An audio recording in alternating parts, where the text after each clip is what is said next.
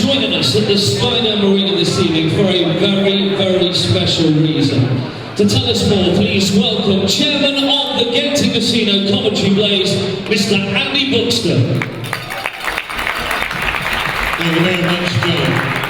To begin with, I'd just like to invite a number of Dan's former teammates to join us on the ice for tonight's ceremony. A group of fellow Blaze legends who have over 4,000 Blaze appearances between them. So if we could welcome former teammates. First of all, the greatest goal scorer in club history, number 25, Adam Calder.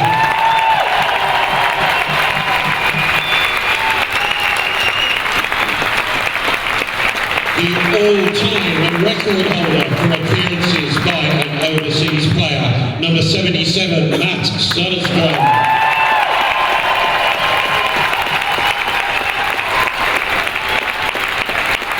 The winner of 14 major trophies in his playing career, number 22, James Pease.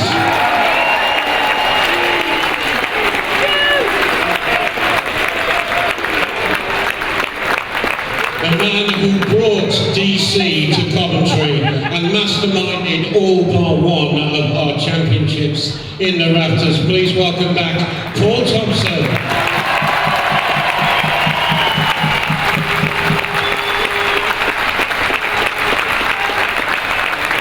And from the current Blaze roster, our captain and Dan's captain in our Grand Slam season, number 21, Ashley Tate. Scorer of the last season's playoff winning goal in our latest GB International, number 59, Ross Venus.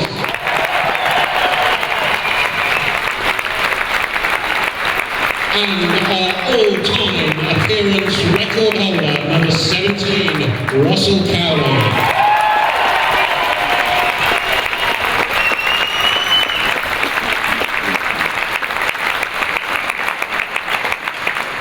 In August 2004, a 25-year-old American forward came to the Skydome Arena after joining us from the Roanoke Express.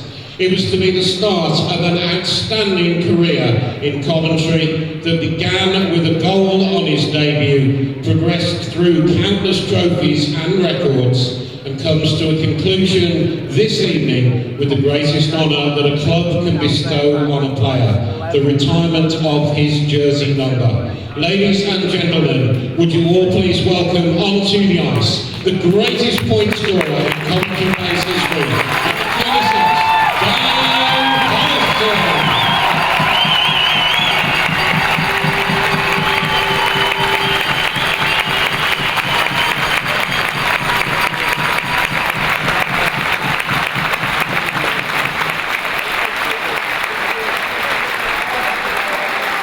Dan has spent 6 fabulous seasons with the Blaze between 04-05 and 10-11, putting on the Coventry jersey 430 times.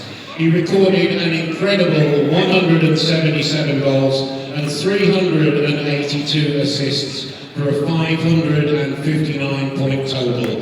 He set records that will be very hard to eclipse.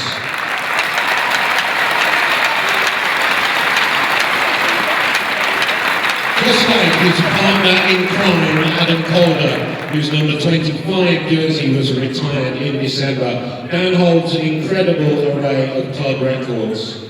He's Coventry's all-time leading point scorer, all-time leading assist accumulator, and scored more short-handed goals than anyone else in our history. He has recorded more elite league points and assists than any other player to wear the Coventry Blaze jersey. He's one of only 2 Blaze players to have posted more than 90 points in a season on 3 occasions. He's the only player to have recorded 5 assists in a game on 2 occasions and recorded 4 assists in a game on more occasions than any other Blaze player. His 81 assists in a single Elite League season remains the overall Elite League record.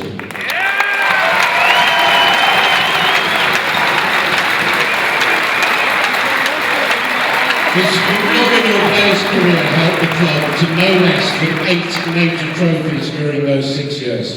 4 Elite League titles, 2 Challenge Cups, 1 Knockout Cup and 1 playoff title.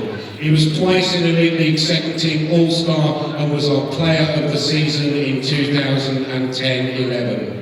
Here in Coventry, the numbers 25 and 26 will be forever linked, and we are delighted that Adam is here tonight to celebrate with Dan. Adam set goal scoring records that may never be broken, and whilst AC was more often than not to put the puck in the net, it was DC who recorded the assist on over 50% of those goals, which is an incredible statistic. It is more than fitting that the AC-DC jersey numbers will hang from the rafters side by side as a tribute to the most prolific partnership we have ever seen.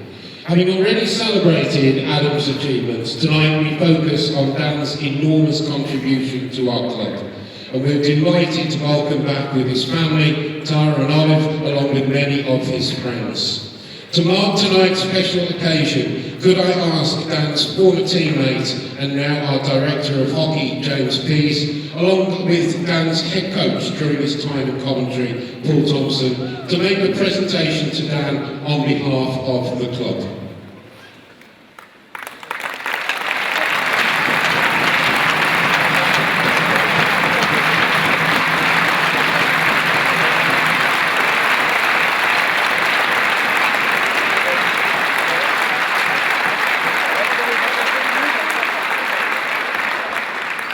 If I can now draw your attention to the screen at the open end of the ice.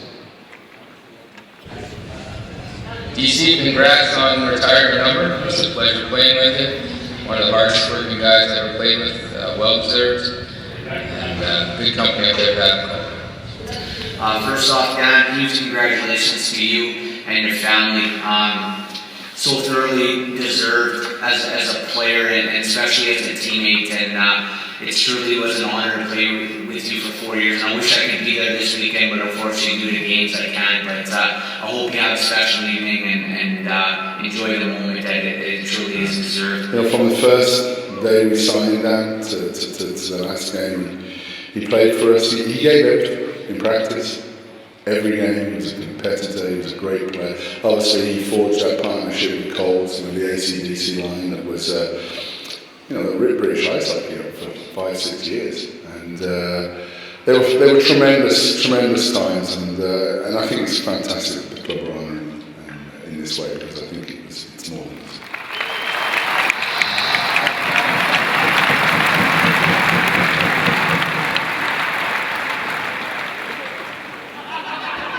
First of all, thanks to Andy and the Blaze for bringing us over. This is such an honor to be recognized. Just fantastic memories of so many great teams that I was a part of. Obviously, the guys here tonight represent some of those teams as well. Sorry, I'm coming up with words right now for all the kind of things you've said. But thanks everybody for coming tonight and supporting both me and of course the Blaze. And thanks for bringing me over, like I said. Thanks to the Booster Club and the Blaze.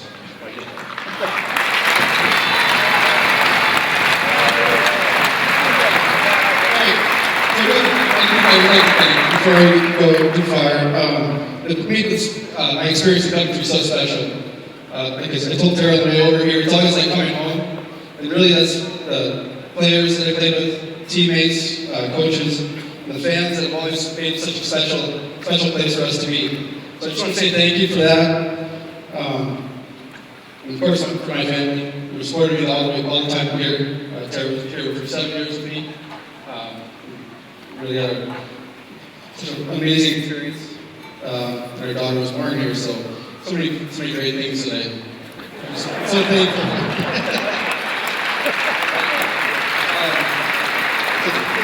Thanks again.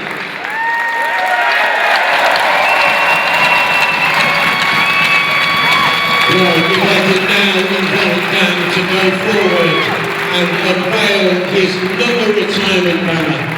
And then I would ask you all to please stand as it is raised to the roof of the Sky Dome as a permanent reminder of his outstanding contribution to our club.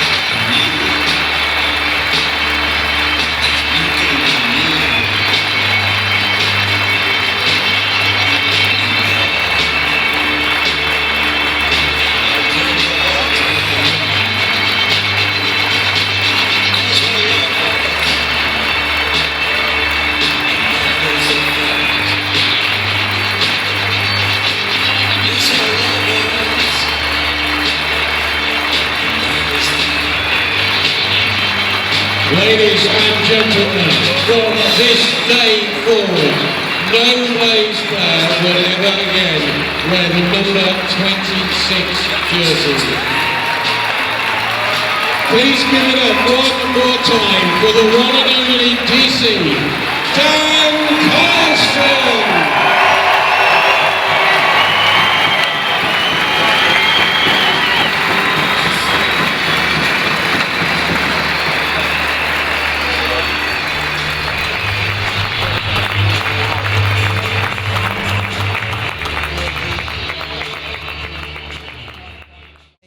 Of this calibre has been the poor power play. Both teams still, against each other anyway, sub 10%, which means that penalty kill stats have been inflated up to the early mid-90s in some cases. Stu, for me, he who can strike on the man advantage, I think is going to be the victor. Yeah, neither team have been particularly effective against each other, nor have they been particularly effective in the league as a whole. Sheffield Steelers power play ranks 9th out of 10 in the league, which is, you know, a pretty low number. They're only 15.8%. Yeah. Blaze aren't so much better. They're 6th in the league on the power play, 19.3%, which is a little bit more respectable. Yeah, but a key stat for that is if you ignore yesterday's game against Cardiff, they've only been 6% on the whole month of February. Yeah, the Blaze power play has been horribly misfiring of late. The Steelers power play hasn't been very good here in Coventry, certainly that we've seen. So it could be interesting.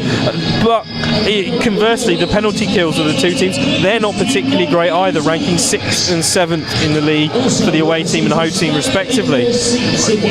Like you say, if anybody can get a real advantage and get something working on the power play tonight, that's going to be a real key for them. Yeah, but then, you know, if you look, I mean, if we ignore the rest of February and talk about special teams, set-up games, set-up games in general, you know, the Blaze winning the last day of a game in the Big Blue Tent, at least we're pretty 99% sure it's now the last game. And this, you know, they went 100% on the penalty kill.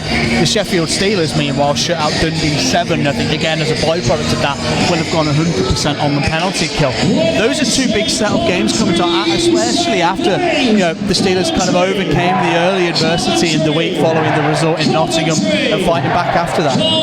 Brendan Walker, after the first face-off, will throw that one into the netting and we'll have a stoppage early on. Don't forget, you can keep us company here on the show via Twitter at Blaze TV Live. You'll get a channel directly to myself and Stu for any shout-outs, happy birthdays, all the usual pomp and ceremony. We're happy to interact with you that way.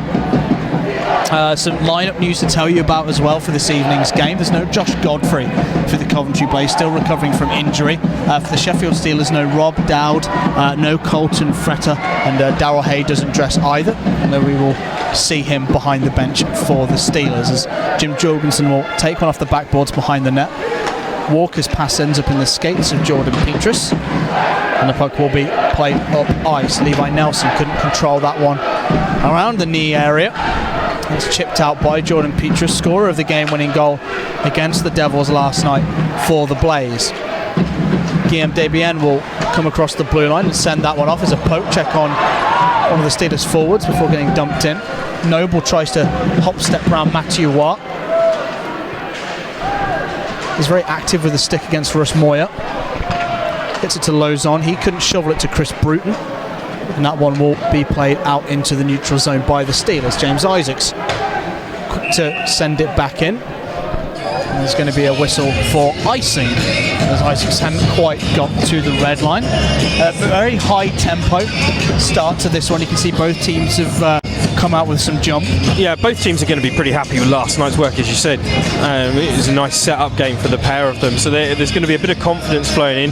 Both teams need the 2 points tonight. You know, these aren't teams that are, well, we're mid-table, we could kind of do with it. You know, Blaze desperately need those 2 points to maybe overtake Manchester Storm tonight, depending on other results. Steelers will want to try and pull themselves away from the deadlock that they find themselves in with the Devils tonight. Yeah, so it really is a battle of both ends of the table, as the delayed face-off to the left of Brian Stewart. The referee for this evening is Dean Smith.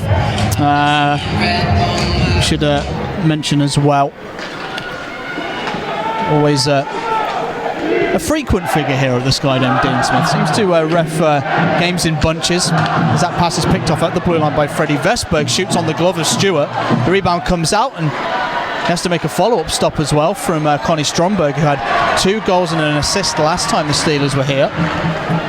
Brett Robinson tries to lug it into the zone. Quinnell will find a loose puck. Sends it down in front. It's tipped in front by Robinson. It's under pitch and batted home. The Coventry Blaze get an early lead, and it's that man Brett Robinson who has a habit of scoring big goals against the Steelers. What a way to start the game. Robinson's 19th of the campaign, Stu.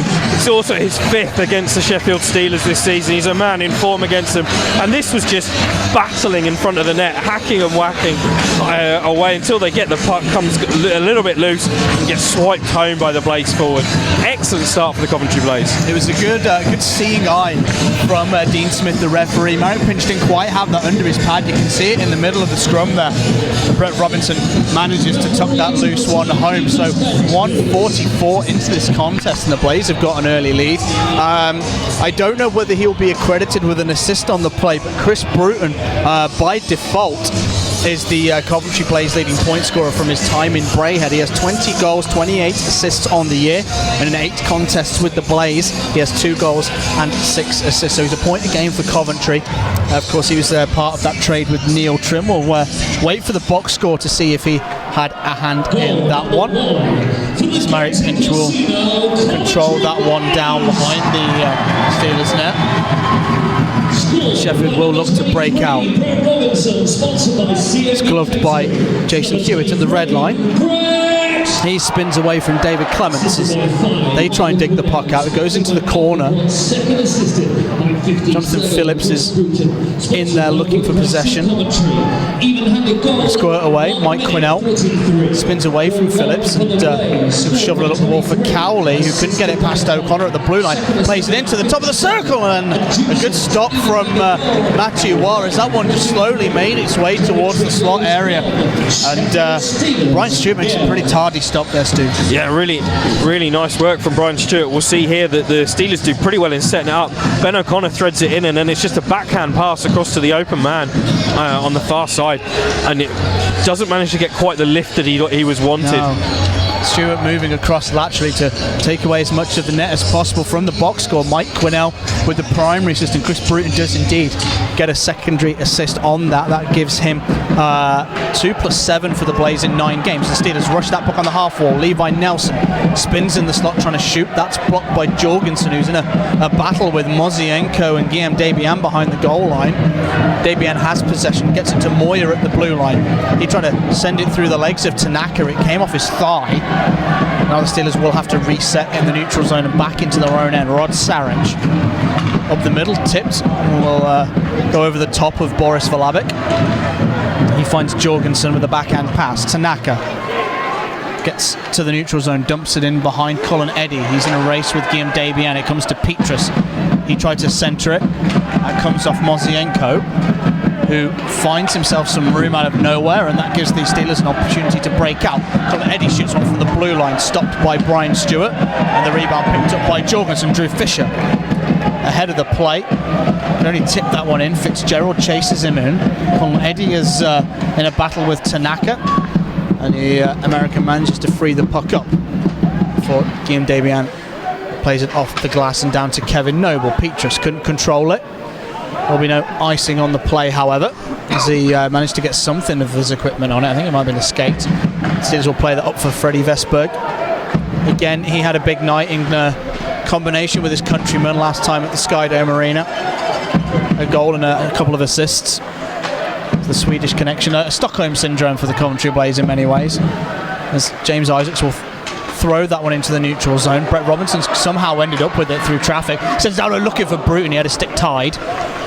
Lauzon's chipped it back for Bruton. It's played in front to Lauzon. It came off the, I think off the frame of the net via a stealer. Robinson gets it along the line for Bruton. He's in a battle with Fitzgerald. He takes a tumble. Skydome Arena by and large appealing for a penalty as that pass goes astray of Matthew Waugh. Isaacs will play it off the glass and into the neutral zone. Bruton gloves it to his stick blade. He's got no support, threw it on Merritt Pinch, who is quick to glove it down and play it. Connie Stromberg will come up the right hand side. His pass is poor behind Legui, and Russ Cowley unable to do anything in possession. It looks like a rabbit in the headlights there a little bit, Cowley, as the Steelers will look to make a stretch pass after some good pressure from the Blaze number 17.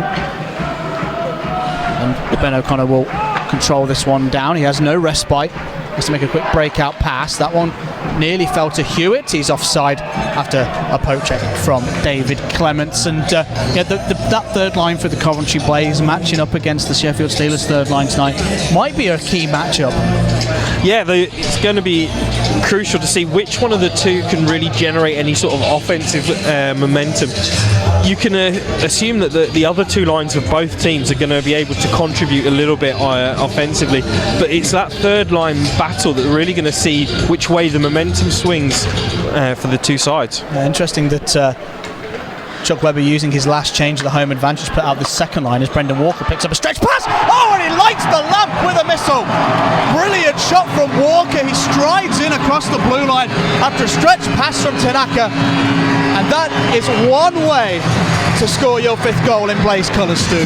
Merritt Pinch is still looking at the back of the net to find out where that one went. My word, that flew over his shoulder. That was an incredible shot. It's a seeing eye shot for Merritt Pinch as well. A bit of a shrug from Walker, but that's an American and NHL League caliber shot on the rush. Yeah, that is why he was brought in by Chuck Webber mid-season to add some goal scoring to the Blaze roster. Absolutely fantastic. That's pinpoint. That really is pinpoint. That's Chris Kyle, American sniper for you. Albeit he's from Alberta, but Brendan Walker, his fifth of the campaign, gives the Coventry Blaze an early 2-0 lead. Ross Venus will take that one at the half wall under some pressure. Guillaume Debian tried the one-timer. Levi Nelson shoots it into the slot. That's picked up by Ross Venus. He will advance up ice. Sends a backhand pass over to Cowley. His shot's tipped over into the netting, and I'm not sure what happened off the play, but Voris Velabic's on his knees and being attended to by Nicky Sherlock. Stu, I didn't see what happened there. I didn't see what happened either. I was following the play. What I can tell you is that Jim Jorgensen, who's usually a quiet man and quite reserved, has got quite angry and is making his feelings known to both Levi Nelson and the referees. Yeah, that Brendan Walker goal already getting some attention online. Jamie Forster watching at home, simply what a goal. And well, Jamie, yes. You're aspiring to be a pro hockey player. That's a slap shot to emulate. Absolute beauty. Some big hellos as well. Island Plumbing, Go Blaze, Victoria fans watching. Roxanne Reynolds watching the Steelers versus the Blaze. Loud and proud for the Steelers with the family. Hannah Charles watching as well. Great company on Twitter tonight, folks. Thank you very much. Keep it coming in at Blaze TV Live as that puck leaves the ice surface and into the bench. Stu, did we get the box score there on the Brendan Walker goal? I thought maybe Tanaka would have got the assist for the long pass. I think it was Walker from Tanaka. I didn't quite hear it though, from the astonishment of the goal more than anything else. But we'll check that in the break. If not, I'll have a look on the live scoring. Well, Walker's reaction was of one of amazement as well. He kind of shrugged in his celebration there, but you put things on net and good things happen, as James Isaacs will rim that one round the boards. It comes to Chris Bruton in the half wall area. His kick to the stick blade was a little hard. That one ends up under a scrum as a result. He tries to get it back to Noble, and that one ends up with Marek Pinch as he stepped out to play it. Here's Matthew Waugh for the Steelers. Back to Freddie Vesberg, shoots low, stopped by Brian Stewart, a little bit awkward. The rebound gets out of immediate danger. Fitzgerald will throw one on net, which is deflected wide. And I didn't see who that was, but the Sheffield Steelers fans on it along the half wall before it's scooped up by Colin Eddy and up into the netting. 6 minutes 29 gone in the first period, and we've had a bit of a bang to start this one, Stu. Yeah, it really has been a bit of a bang. We knew that both teams were going to come out hard. We knew that both teams were going to come out with a little bit of confidence as well. What we probably didn't expect was to one of those two teams to light up the scoreboard early on. We were talking about how it was going to be a close game with low scoring, and yet we've seen two in the first 5 minutes. Yeah, absolutely. And two different goals. You know, you've got one which is what every coach tells his players, regardless of whether you're on the first line, second line, third, if you're a forward that rotates in on kind of a fourth line basis, go to the net hard, good things happen. And that's how Robinson scores that one. And then Walker with just a tremendous individual effort. He takes a stretch pass in his stride. He's got space coming across the blue line and just hits a hard one. And maybe Marek Pinch a little bit closer to his near pipe than he would have expected. But hey ho, it's a second assist on the goal for Mike Quiddell, his second assist of the evening. So things going well for the Blazers. That one is picked off by Jonathan Phillips on its way, intended for his opposite number, Drew Fisher. Walker couldn't take it off the back wall. And a high Blaze pressure gives the Steelers a bit of a headache, but Leguiz managed to break the trap. He's got it across to Ferrara, who scored last night. Coyle will shoot off the shaft of Clements and up into the netting. And it's good to see young Brits like Luke Ferrara get increasing amounts of ice time and to light the lamp as well. Paul Thompson has a lot of faith in what could be the future of the Sheffield Steelers Brit Corps. Yeah, I mean, you do have to think about the future and planning. It's a difficult game to play here in the UK because 2 points is really important. It's not like North America or European leagues where 2 points may or may not mean the difference between the playoffs or not. 2 points here has arguably settled the league in the last 3-4 seasons. So the team, you've got to be confident, which often means not playing your young players as much as you would like to. Yeah, the Steelers have worked the puck into some space in the slot area. Comes down to Moyer, tries to wrap it around, and it goes through the crease. There's going to be a penalty on the play against the Blaze for holding. But that was a really good opportunity for the Sheffield Steelers. Stewart had bit on the play and gone down. Some pushing and shoving in the slot after Guillaume Debian going after Boris Valabic here. A lot of traffic in the way between those two as these two have had a bit of a nasty edge in general as teams go, and Boris Valabic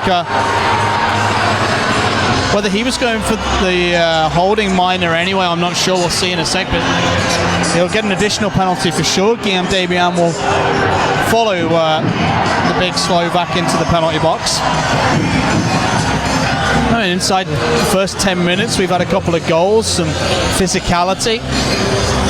I think I'm not too sure what sparked that off. I know there was a hold from Valabic down in the corner, but I think he might have been a bit frustrated from whatever happened previously down off in the corner that we haven't quite seen. Well, you can see he's still shouting and I'm assuming swearing at Guillaume Debian down there. I always try and talk to the two gentlemen on the timekeepers bench after a season end, and I always ask them, what was the best chirp you heard of the year? I can't repeat them.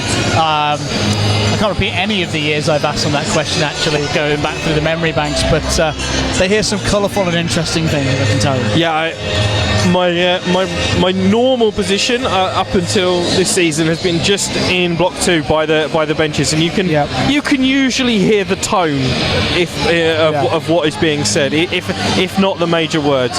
I'm expecting here to see the Steelers pick up a power play. Yeah. I think we'll probably find is that they'll call 2 plus something like 2 each for roughing on Dabian and Valabic, and then he'll get an extra 2 for the original hold. Yeah, we'll wait and see, of course. But a couple more hellos. Hannah, enjoying some hockey at home. Thank you, Hannah. Good questions coming from Ryan Gleason on the subject of all-time greats like Dan Carlson. Which Steelers player of the past or in his prime would you like to see in Blaze Blue? Stu, I'll throw that to you, buddy. Jeff Legui in his prime. Oh yeah, that for me, he was really just deadly, in front of the net. Like if I was going to mix the two, I'd take Jody Lehman from either his Steelers or his Blaze time. My memory there is of Jody Lehman playoff final in 2009, I think it was, when the Steelers beat the Blaze 2-0. Jody absolutely stole the show that day. Guillaume Dabian has been given a 2-minute penalty for roughing. Tyler Mozienko will also receive a 2-minute minor. That's for unsportsmanlike conduct. I'm not entirely sure what went on, to be honest with you, for the whole incident, to be honest. I'll have to watch that one again. Boris Valabic. Introduced as Big Bad Boris Valabic, interestingly enough. He gets that 2-minute minor for holding. He'll also have 2 minutes for high sticking and 2 minutes for roughing, so 6 minutes in penalties for Valabic. The Steelers will go on a power play. I don't know whether this will be for 4 or for 2. The clock here at the Skydome only winds up to 2, so if there's a double minor, we have to see it twice. Stu, you're indicating that this will just be a 2-minute I think it's going to be a 2-minute. It's going to be a 2-minute power play. We've got 4 minutes of penalties on the Steelers and 6 on the Blaze, so I think they'll call 4 each coincidental, and we'll have the extra 2 for the Blaze. Rob Bussey watching at home. Come on, the Steelers. The Octopus, I'm assuming referring to Brian Stewart, can be scored on. I like that as a nickname for him. The big gangly long legs as a tip in the slot goes up into the netting. We're not really getting a lot of settled hockey here. Goose Aspley watching at home. First game he watches. It's 2-0 already. Might have to make this a habit. Amber Usher watching the webcast. Come on, lads, you can do it. Go get the goals. Come on, Steelers. And another hello to Ryan. Keep us great company on Twitter, ladies and gents. Thank you very much. Much appreciated. So the Steelers on this power play, face off to the right of Stewart. I can certainly agree with you, Ryan. Robert Farmer has been the end of many good chirps. Coyle sent it to the slot, tipped in front. It came off Jorgensen from the Steelers forward. It's going to be a one-on-one with Cowley and Ben O'Connor. Cowley tries to go the long way round, maybe just to kill a bit of time out of the power play. 30 seconds more or less have elapsed as the Steelers will look to break back out. Here is O'Connor, dumped in. Stewart tried to slow that one down. He was unable to. Pass down deep, only comes to a Blaze, and Ross Venus looking to rush as the high man couldn't take that clearance attempt. Comma pass, I think it was a clearance attempt first and foremost. Venus goes to finish his hit on Ben O'Connor but misses. Now the Steelers will break out. Pass from Coyle to the Blaze blue line. Quinnell's there. Ashley Tate will jump into play ahead of Matuwa, who ended up with possession. The Steelers now work it. The point shot from Coyle is gloved by Brian Stewart, and he fell on it to make sure he had it under the big catch. 8 minutes and 28 seconds into the first period. And I don't know about you, Stu, but these games with the Steelers and calling them on the webcast always make me just strepsil afterwards, and I'm already getting there now already. Yeah, they're always intense, full of action, and tonight is no exception. And these are still two conference rivals. They might be at different ends of the tables, but these teams have played each other. This is the 9th meeting now between the two sides this year, so they know each other pretty well. Face off to the left of Stewart will be won scrappily by the Blaze. The Steelers rush the loose puck and end up with it in the neutral zone as they were unable to keep it in the zone. Legui will play it across to the right hand side. Stromberg struggled to kind of pat that one down. It jumped up on him a little bit. The whistle will go for offside. He's kind of arguing the point here. We've had a really unsettled start to this game, and the Blaze, I guess, have taken advantage of that unchanneled energy with their 2 goals. Yeah, they've done well in harnessing the energy of the crowd and the energy from last night, and got a bit of a jump going. I don't know if it's translating well onto the webcast back home, but it's pretty loud in here tonight. There's a lot of noise, a lot of drumming. Yep. Yeah, they've got the idea of the noise block. I think they call it like Boomerang Corner in Belfast there, and they've got a similar thing in Braehead where they literally just invite fans to who've got tickets or season tickets to sit in a certain block with drums, hooters, horns, singing voices, just to make as much noise as possible. And it's working kind of well for the Blaze. At times the rink had been a bit flat, and just the extra boost has helped the team's on-ice performances for sure. The Steelers will walk that one into the offensive end through Jason Hewitt as part of that Valabic penalty will elapse.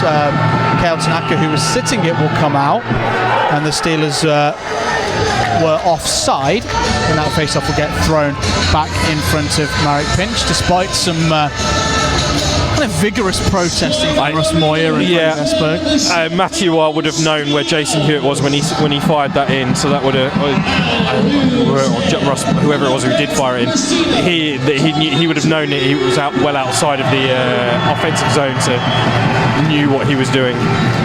So the Steelers, they look to have shaken up their lines a little bit.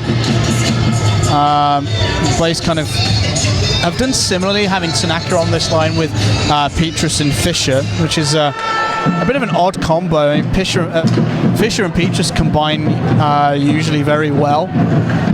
As Vesberg will come across the blue line, pull up, get some space, shoots, gloved by Stewart. Matthew Waugh heading to net, looking to create a bit of traffic, maybe getting himself in front for a potential rebound. I think Jonathan Phillips, the other forward on this line, Stu. It's kind of, I guess, maybe Paul Thompson, or I don't know who's initiated it, whether it's Thompson or Weber, but they match up against each other in very specific ways, and I guess this is maybe to try and throw their counterpart off. Yeah, Chuck Weber is a big fan of line matching. He does it when he can away. Obviously, you don't get last change, but at home he employs it almost every game. So he's found a tendency, some sort of match that he thinks works, and he's gonna go for it. So we'll have another stoppage in play as the face-off will be sent back down to the Blaze defensive end. Face-off to Brian Stewart's left. The Steelers still going with that Vesberg, Watt and Jonathan Phillips unit. Face-off won by the Steelers, back to the point before goes in for Matthew Waugh. Ended up under the skates of James Kavanagh before through on net, and Brian Stewart makes another comfortable save. It definitely looks like the onus of the Sheffield Steelers tonight is to shoot on sight, make Brian Stewart busy early on, and just channel their wingers and the sentiment to look for rebounds. I actually think that works in the favour of the Blaze, to be honest. What the Steelers really need to do is work on getting away from the perimeter and getting better chances in and the front net. And if they're shooting the puck at every opportunity from the outside, that's not going to help them long term. Jorgensen in a race with Guillaume Debian, and for the puck it's won by Jorgensen. The former NHLer looks to finish his hit though on the play. That one's played out for Chris Bruton, who got the step on O'Connor, leaves the puck back looking for Lauzon, and his backhand pass was sticked up into the air ahead of Robinson, who jumps back into the play. Debian will get bumped by Bruton. Quinnell sends his pass to the blue line. Lauzon puts the brakes on, jumps round O'Connor. Has to go back to the blue line though, and his pass could only find the skates of Chris Bruton, taken advantage of by the Steelers. Nelson tips it in. Noble looks to clear, and Lauzon will end up with that ahead of Levi Nelson. He sends it in the corner for Walker to chase. Scorer of the Blaze's second goal this evening. Hewitt tips that into the neutral zone, and Isaacs will play keep away from Jason Hewitt, who's hot on the forecheck. That's played right up the gut from Quinnell. Petrus dances around his assignment. Walker's backhand pass was behind the advancing Quinnell. Petrus picks that one up in his stride. goes board side, shoots, Pinch makes a blocker stop. Walker tries to dance around Fitzgerald, who looked to play the body on the big American. Petrus, background for Fisher. Spins off Fitzgerald, who stays with him. Leaves the puck off for Clements. He steps in behind the red line, puts it behind the goal for Walker. It steps out for Fisher and came off, I think, the blocker of Pinch and straight up into the air. Petrus caught Eddie with an elbow. And we'll have some pushing and shoving in the corner. Jordan Petrus will go to the box here. That was a great stop by Marek Pinch just a second ago. I don't know if we'll get it here. He comes out and he stands up to the shooter and just makes himself as big as he can and gets the deflection. You know, it might not have been a particularly flashy save, but positionally, fantastic. Yeah, it was good aggression as well. I mean, something that Brian Stewart we see does a lot. Yeah. He's very aggressive, challenging shooters. Some words still being had between Quinnell and Fitzgerald down there as we see Petrus get escorted to the penalty box. It'll be 2 minutes for roughing as he looked just to step ahead of his man there, Colin Eddy, but part of his arm, his forearm or his elbow came I think he caught him with it, like you say, caught him with the elbow, you know, maybe an elbow forearm, but it was up too high and it was a clear penalty, so it was the right call from referee Dean Smith. Yep, so face off to the right of Brian Stewart. The Steelers will have another power play in the first period, the second attempt. Eddie will try and wrap that one round. Jim Jorgensen managed to scoop it up. It looked like it came off the back of the shorts of Russ Cowley there before being sent the length for the Steelers to collect. Colin Eddy under pressure from Cowley. The Steelers will pick that one up, and Jeff Legui doesn't like his route up ice with Cowley again pressuring before going for a change, so he will dump it off. Ashley Tate will bump Colin Eddy at the blue line as he was trying to skate up with it. Not the most physical of players, Ashley Tate, but put his hip into the Steelers number 6 and did enough to break that play up, and we'll have a whistle as it goes dead. I think Ashley Tate is more veteran physical now. He plays it only when he knows it's going to be successful. He's got a good hockey sense now for having played professionally for more years than I care to count, at least 20. Yeah, he made his debut for Nottingham as a teenager. Yeah, so he's done it long enough now. He knows when to hit and when not to hit, and he knows when he's not going to put his team at a disadvantage. Face off at centre ice, won by the Blaze. Jorgensen will send that one the length. A big hello to Amber watching at home. I'm gutted she's missing another Blaze game tonight, but thank goodness for the webcast. Thank you very much for tuning in, Amber. Vesberg will send that one in behind the goal line.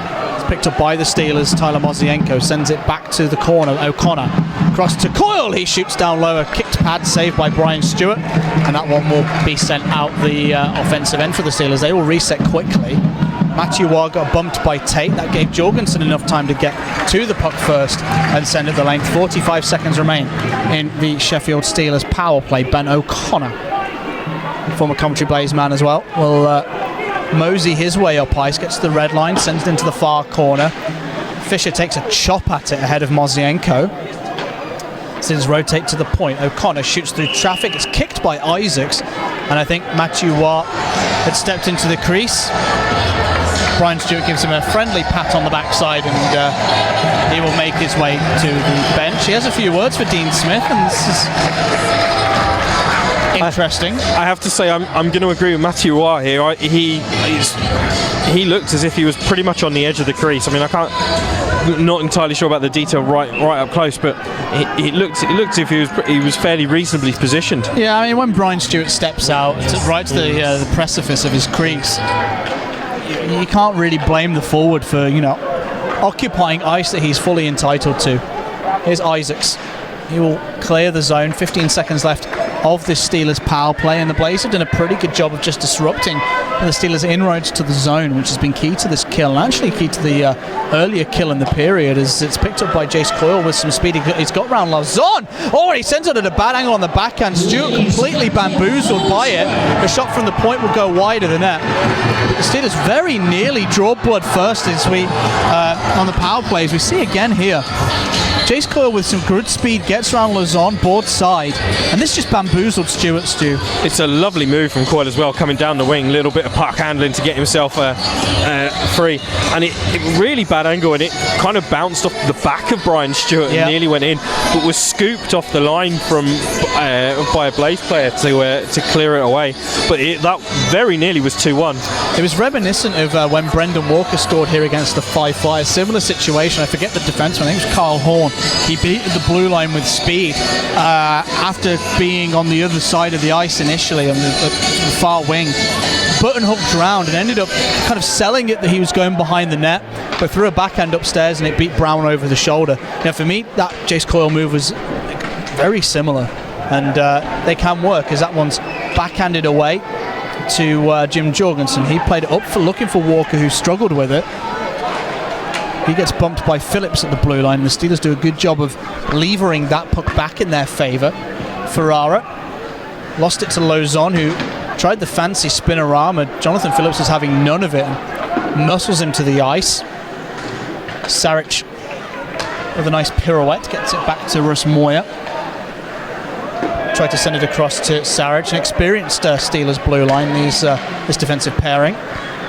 Lozon sends it to Walker, top of the circle, winds up, shoots! Oh, this time just high and into the netting. It was rising, but he just went similar to his first goal of the night. High blocker. He's obviously spotted a small weakness maybe in Pinch's positioning. There's definitely been some sort of tendency noted, and he's gone high again. This time Pinch has an idea of where it's going and gets his blocker up. I mean, for me, we get a good look down the barrel of the gun, so to speak. I think Pinch is a little close to his near pipe in those situations. If I was a shooter in that situation, I would be doing what Brendan Walker is, high blocker. I think in the Elite League you get more success going up high. The netminders in this league have a tendency. I mean, it's only really been from my memory, Peter Hirsch, who's had an outstanding glove hand. And most of the time, if you go up high, that's usually where goals can be found. I think Mika Vickman in Nottingham's glove hand is particularly impressive as well. That one will get whistled down as well. 14:53 showing on the clock. A fairly stop-start. First kind of essentially 15 minutes of the game. I don't know how you feel about it on Twitter. Make sure you let us know at Blaze TV Live. Not one for the purists by any manner of speaking. Which NHL team do you follow, of course, because trade deadline day is coming up. Some moves have already been announced. Jakob Kindle being one, moving to the Florida Panthers from Detroit. It's a big move as the Panthers acquire a veteran defenseman. My Los Angeles Kings have been active. Yep. Signing up veterans all over the place. It's Mozienko, another veteran, will come across the blue line. Shoots on the blocker side, near post on Stewart. Stewart sent it comfortably back behind the goal line. Cowley picks off a pass from Nelson that was intended for Guillaume Debian. That one will clear the zone. It's 2-1 to the Five Flyers in the first period in their game with the Edinburgh Capitals. Shane Stockton and Jeff Lee scoring for the Flyers, and Taylor Dickin getting the only Edinburgh Capitals goal so far, and we'll have a whistle. And that face-off will get thrown the length of the ice. There's some frustration in the Steelers camp there a little bit. The key game from the Blazers' perspective tonight is Dundee against Manchester. That doesn't face off until 6:30 tonight. Yeah. Obviously Manchester. Last time I looked, were 8-2 in the last 10 games. I don't think that's changed because they didn't play yesterday. Yeah, that's about where they are. I mean, the Blazers are 1 point behind them with 2 games in hand. They play each other on the last game of the season. I think that has playoff spot decider written all over it at the moment. Yeah, speaking of Chuck Webber in the week, he said looking at it from an August perspective, he thought that game's going to decide something. He didn't think it would be deciding whether the Blaze made the playoffs or not.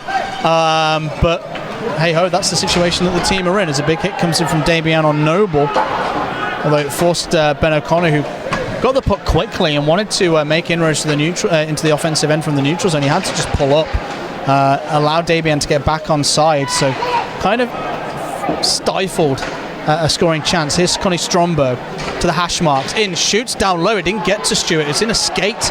Hacking and chopping away is Matthew Warr. It's come out to O'Connor.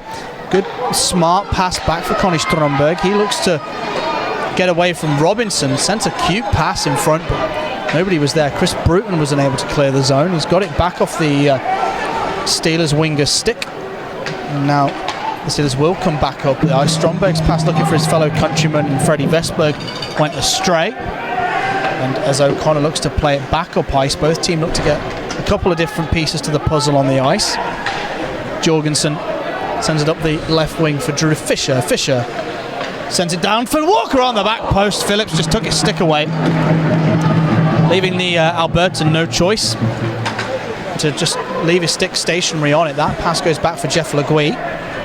Off the boards, looking for Moyer. Moyer across the blue line. Saric sends it down low and looking for a tip. It didn't materialise. The Steelers, however, have ended up with it again. Moyer sends it in front. It comes to Saric off the wall. Tactical play from the Steelers. It bounces off a Blazeman in front for Ferrari. He just couldn't put it goalwards. He has it again though, and that's poked away by Petrus. Fisher will find Walker. And a tired looking Brendan Walker couldn't do anything with that puck. Here's Legui. Cross wing. It's picked up by Moyer. Looks to backhand it in front. It's tipped by Ferrara off the pad of Brian Stewart. And we'll have a whistle as the net gets net off. Ferrara's pushing and shoving with Cornell, and he'll be a little bit frustrated here, Luke Ferrara. A chance to get consecutive goals on nights, and Brian Stewart denies him with the left pad here. Yeah, a couple of good opportunities there for Ferrara, and he was a little bit unlucky with both of them. Nice stop there from the Blaze netminder. The Steelers generated a few chances on that shift. From a couple of different lines circling around and getting some nice offense as we approach 2 and a bit minutes left in the period. Yep, the other game in tonight's Elite League action faces off imminently between Nottingham and Braehead. Shot from the point, pad save from Stewart. A second chance goes over the top from Tyler Mozienko, who's tried to find some space upstairs. He only found thin air, unfortunately, for the Sheffield Steelers, as Zach Fitzgerald will get there ahead of Cowley. Cowley pushes the bearded number 28 into the boards. A shot from Noble from the point, stopped comfortably by Marek Pinch, and Levi Nelson will send a cross-wing pass. Debian tries to get round Noble behind the red line. He does. Noble shoved him into the boards and picked up the loose puck. Ashley Tate. Poor pass ahead of Ross Venus, gives it straight back to Colonetti, who had to back off, but sent it in, and we're going to have a whistle for icing here, as again Colonetti hadn't quite got to the red line. The linesmen generally give the players who are dumping the puck in the benefit of the doubt if they're around the red line area and it's in their stride when they shoot the puck. But not there. Yeah, no, that was a little bit too far away for the linesmen to give benefit of that, and they do try their best to try and keep the game flowing. Nobody likes to see the game stop for an icing. No, we've had lots of stop-start hockey in the first 18 and a half minutes, as Jorgensen will ping this one off the boards. Chris Bruton ended up behind Marek Pinch. Robinson's picked up the puck and will have a face-off as the nets come off again. That looked like it was on the cusp of being in the holes drilled into the ice. Yeah, I suspect, given the buffeting that both nets have taken, a little bit of drilling in the break wouldn't necessarily be a bad idea to make sure these goals get reseated properly. And for me, the fact that they're taking a battering generally is an indication that both teams have, because it's happened at both ends of the ice, are fighting for that primary scoring zone right in the house in front of the netminders, and it's a good sign for the Steelers that they're managing to force Brian Stewart's net off as well. It's a little thing. It's a theory I have, but we'll see if it comes true, as Jorgensen comes across the blue line, tries to send a puck into the slot for Lozon. It's a loose puck hit off the side of the net by Bruton. He's got an assist on the night. Nearly had goals in consecutive games for the Coventry Blaze this weekend, as that one's taken behind by Stromberg. It comes to Matthew Waugh as we come to the last minute of the period. Bruton picks up a loose puck that came off a skate, sends a pass looking for Robinson. Robinson will get there first. He gets hit into the boards, and Jace Coyle will look to start up ice. 40 seconds to go in the period. Quinnell, D2D pass for Noble, who stuttered, gets to the red line, sends it in. Tanaka. Hewitt got there first, and he will just stick that one into the neutral zone, and we'll have a whistle as Jordan Petrus goes in offside. And I guess the fact that this has been unsettled, Stu, is an indicator there's lots on the line and both teams are looking at defence first. Yeah, and I think that's probably a very sensible position from Sheffield to take at the moment. So, right, okay, we're 2 down in this first period. Two down in hockey, even with a couple of minutes left, is not a problem. So what they need to do is just steady the ship, make sure they don't concede anymore. Certainly not anymore this period, and then get in, have a chat about where they can generate some offence from moving on from there. Petrus muscles his man into the wall as that allows the puck to come free to Naka. Watching Jason Hewitt, who's putting him under a decent amount of pressure. The Blaze have coughed it up at the blue line. Sent in by Moyer. Sent out by Noble. And that is about all we've got time for in the period. But Brendan Walker needs to shoot the puck here as time runs out. Oh, he hit the pipe right at the buzzer, Brendan Walker. And in situations like that, you need to have half an eye on the clock, Stu. I don't think he realised that time was ticking down so close to the buzzer. Yeah, it's not often that the crowd are helpful when they shout shoot, but in that instance, that was a really good prompt from the crowd to get on with it and take a shot on the net and force Mario Pinch into the save. I remember in James Pease's playing days for the Coventry Blaze, he would often get lambasted in possession by his own fans for shoot, as he didn't score a professional goal for the Coventry Blaze in the Elite League era, and I think he only scored it in Solihull as a member of the Blaze. I don't remember him scoring for Coventry Blaze, but I think he scored for the Solihull Blaze. Yeah, and he did score a few goals for Milton Keynes in the year he spent out with them. Yes. That was in the EPL. Yep, okay. So, the first period's come to a close. 2-0 Blaze. The Steelers have been in it, though, all the way and have been generating some offence. It's going to be an interesting 40 as we go into the second period. An interesting next 20 minutes to come for sure.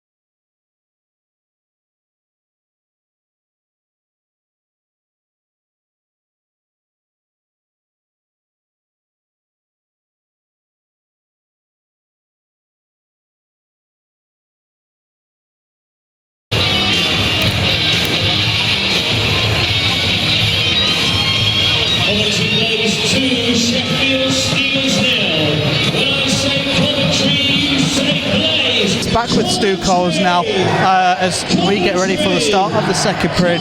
The Blaze will just want a repeat of the first period, Stu. Exactly, they're gonna just keep doing the same thing. They're getting under the Steelers' skin a little bit. They haven't made the Steelers take too many penalties, which is something they'll want to get in. But certainly 5-on-5, Blaze have probably been the better team tonight so far. Yeah, I still think that special teams will be a key to tonight's game. For the Sheffield Steelers, they had two power play attempts in the first period, unable to capitalise on either. And the Blaze were not even allowed a power play on the period. You're right. So, hey ho. 2-0. First 11 seconds of the period have ended up with a face-off back in front of Brian Stewart, which Jordan Petrus wins, but Guillaume Debian has ended up in a battle with Boris Valabic for possession, which is won by Petrus, coming in behind the two giants who were fighting for possession at the time. And the Steelers will clear their zone through Connie Stromberg. It comes to Tyler Mozienko. Mozienko works his way down behind the goal line, plays it out. It's a shot from a bad angle off the side of Brian Stewart's net. Levi Nelson was in there to bump the puck free as Stewart just tried to hold it in. O'Connor's rushed the puck at the blue line, sends it down low, and Guillaume Debian will light the lamp.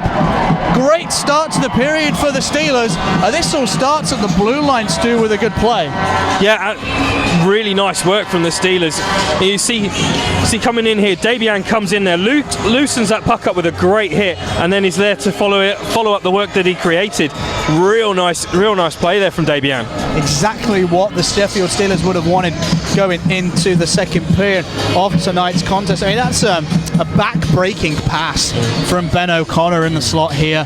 Thinks about the shot and goes unselfish, and that's why Ben O'Connor is the best offensive defenseman with a Union Jack on the back of his jersey. I'd go even further. I'd say he's the best defenseman all round, full stop. Defensively, he's a pretty solid player as well. Let's not forget that. And like you say, real twister of a pass there, and Debian had just got himself into a nice bit of space. No way Brian Stewart could cover that laterally at the speed and time that was going. Great work from Sheffield. Great start to the period for the Steelers. Paul Thompson will have a smile on his face, no doubt. A little bit of work left to do. The Blaze still lead this one 2-1. Freddie Vestberg on the rush, leaves that back off for Matthew Warwick. Comes off a skate on the way through. Stewart having to make a desperate pad save, change his direction as Cowley can't get around the big body of Rod Sarich. He gets in and behind Ross Venus as well. The Blaze trying to hold that one in the blue line through Noble. Noble shovels it back in. That's picked up by the Steelers, and Rod Sarich will lug that one, dump it in behind Isaacs. Isaacs quick to send that pass up the right-hand side for Tate. Tate has his back to the goal. Jason Hewitt with some great pressure for the Steelers. Robinson's ended up with this puck ahead of Ferrara, sends out in front, and Lozon down low is denied by Pinch as the Blaze have a chance to get their 2-goal lead back. Good work from the Sheffield netminder to deny that. Hewitt takes the puck away from Clements, who tried to finish his hit and ended up completely missing the Steelers winger. Phillips goes down under some pressure from Robinson, but the Blaze have picked it back up. Here's Lozon, dumps it in. David Clements is going to pinch up and try and get there first. That one's sent back out the zone, and Brett Robinson will pick this one up, sends it across. Quinnell back up to Chris Bruton. A busy first period for him as a hit comes in on Chris Bruton from Hewitt. That one's ended up with Guillaume Debian on the rush with some speed. Debian in, tried to just leave it 5-hole on Brian Stewart, taken away. Fisher's pass intended for Petrus got blocked, and the Sheffield Steelers will have to clear that out their zone. It falls at the feet of Jim Jorgensen. Cross-ice pass, Petrus. Spinorama to get around Fitzgerald, but an offside call as Brendan Walker was adjudged, I think, to have got here ahead of the puck. And I don't know about that one, Stu. I thought he was already in the zone, Jordan Petrus. It looked pretty close to me, but we'll take another look on the replay just to see how it goes down. And I'm not sure by that one at all. You're allowed to skate in backwards to the zone before the puck if you're in control of it. But, that's a legal play. So that one I'm not sure. It might have been the guy on the far side, perhaps. Who knows? Yeah, interesting one for sure. Puck along the penalty box is stripped away from Walker. Nelson tried to deke around Jim Jorgensen there. He lost his stick in the process as Jorgensen hard-nosed, took that away. Steelers had possession at the blue line with Kim Davian. Stromberg will change for him as Valabic will pick that one up behind the goal line. A couple of hellos for Scott Ancliffe. Miss Nicklin, Hannah, Ryan Gleason a little bit less polite towards Scott. Big hello to David Elson. There's a happy birthday to Dan. And Stromberg along the half wall throws it in on Stewart. That rebound's going to the hash marks, and as the net comes off, we'll have another stoppage as Matthew Wahir had one thing on his mind to do, and that's head straight to the front of net. Which is really what the Sheffield Steelers need to be doing, is getting a bit more direct play. You can see Stromberg coming down here on the right wing. He's getting the pass across, and Matthew, all he's doing is crashing the net and looking for just any sort of deflection, just a little bit of a tip, something just to get that puck away from Brian Stewart. So we'll have a face-off in the neutral zone to the right of Stewart. I think the second period so far, inside the first 4 minutes here, has ticked along a better rate of knots than the first period had at this time. Yeah, the first period was quite considerably stop-start all the way through to about 15-16 minutes, so this is an improvement thus far. Face-off won by the Steelers, although it looked like the Blaze had actually pulled the puck back, but they win it. Noble put his arm around Saric. He'll go to the box for 2 minutes and a second when the Blaze touch it, but Stromberg in tight puts one off the shoulder of Brian Stewart. Kevin Noble will go for holding. And that's not a penalty that the Blaze would want Noble to take in this situation. They conceded early in the period. You can see galvanised the Steelers. You can see there in the replay, Kevin Noble gets his left arm up and he spins Rod Saric around. There's a clear grab and a pull there, and he has it with his free arm. Again, good call there from the referee. Yeah, it's a penalty for me that I don't think Noble needs to take in that situation. Absolutely. Or he's got a bit of position there. Yes, Saric is coming in with speed, but if he just uses his body to shepherd him down the boards, he's not really going anywhere, doing anything dangerously. So this will be the Sheffield Steelers' third power play of the evening, as that one's sent out the zone by Brett Robinson. It's 3-2 in favour of Edinburgh in their game against Fife. Gerling and Lukasovic have added to the goals for Riley Emerson's Edinburgh Capitals. That one comes off Robinson and will be sent the length of the ice by Ross Venus, as the Blaze will change the forwards on this penalty kill unit, and Jim Jorgensen managed to sneak out as well. Pass across to Freddie Vestberg. He's watched by Jorgensen as the Swede looks to button hook back round. O'Connor puts it into the corner. He gets the puck back. Leaves it up for Vestberg. Down behind the goal line. Vestberg again. Back up high. Vestberg sends it to the hash mark. Shot from a bad angle. Goes wide of Brian Stewart. And the Swede, who kind of ran this power play so far, unable to keep it in the blue line. Quinnell will try and throw a hit to stop Jace Coyle and his momentum. That one's sent around the back of the net. He picked up by Vestberg again. He steps in, gets it to O'Connor through traffic, comes off the thigh of Mozienko and out the zone. Actually taking a battle with O'Connor, and he got in puck side of him but lost his edge, and the Steelers might breathe a sigh of relief, as you don't want the other team to get goal side of you with your back to the other goal. Boris Valabic comes in hard in from behind on Levi Nelson. And this will give the Sheffield Steelers a brief 5-on-3. That looked a bit of a nasty one from the big Blaze defenseman. Yeah, that is a pretty nasty check there. Nelson's got his numbers square to him. I mean, we'll wait and see what the decision is, but checking from behind or boarding, there's a case for either there.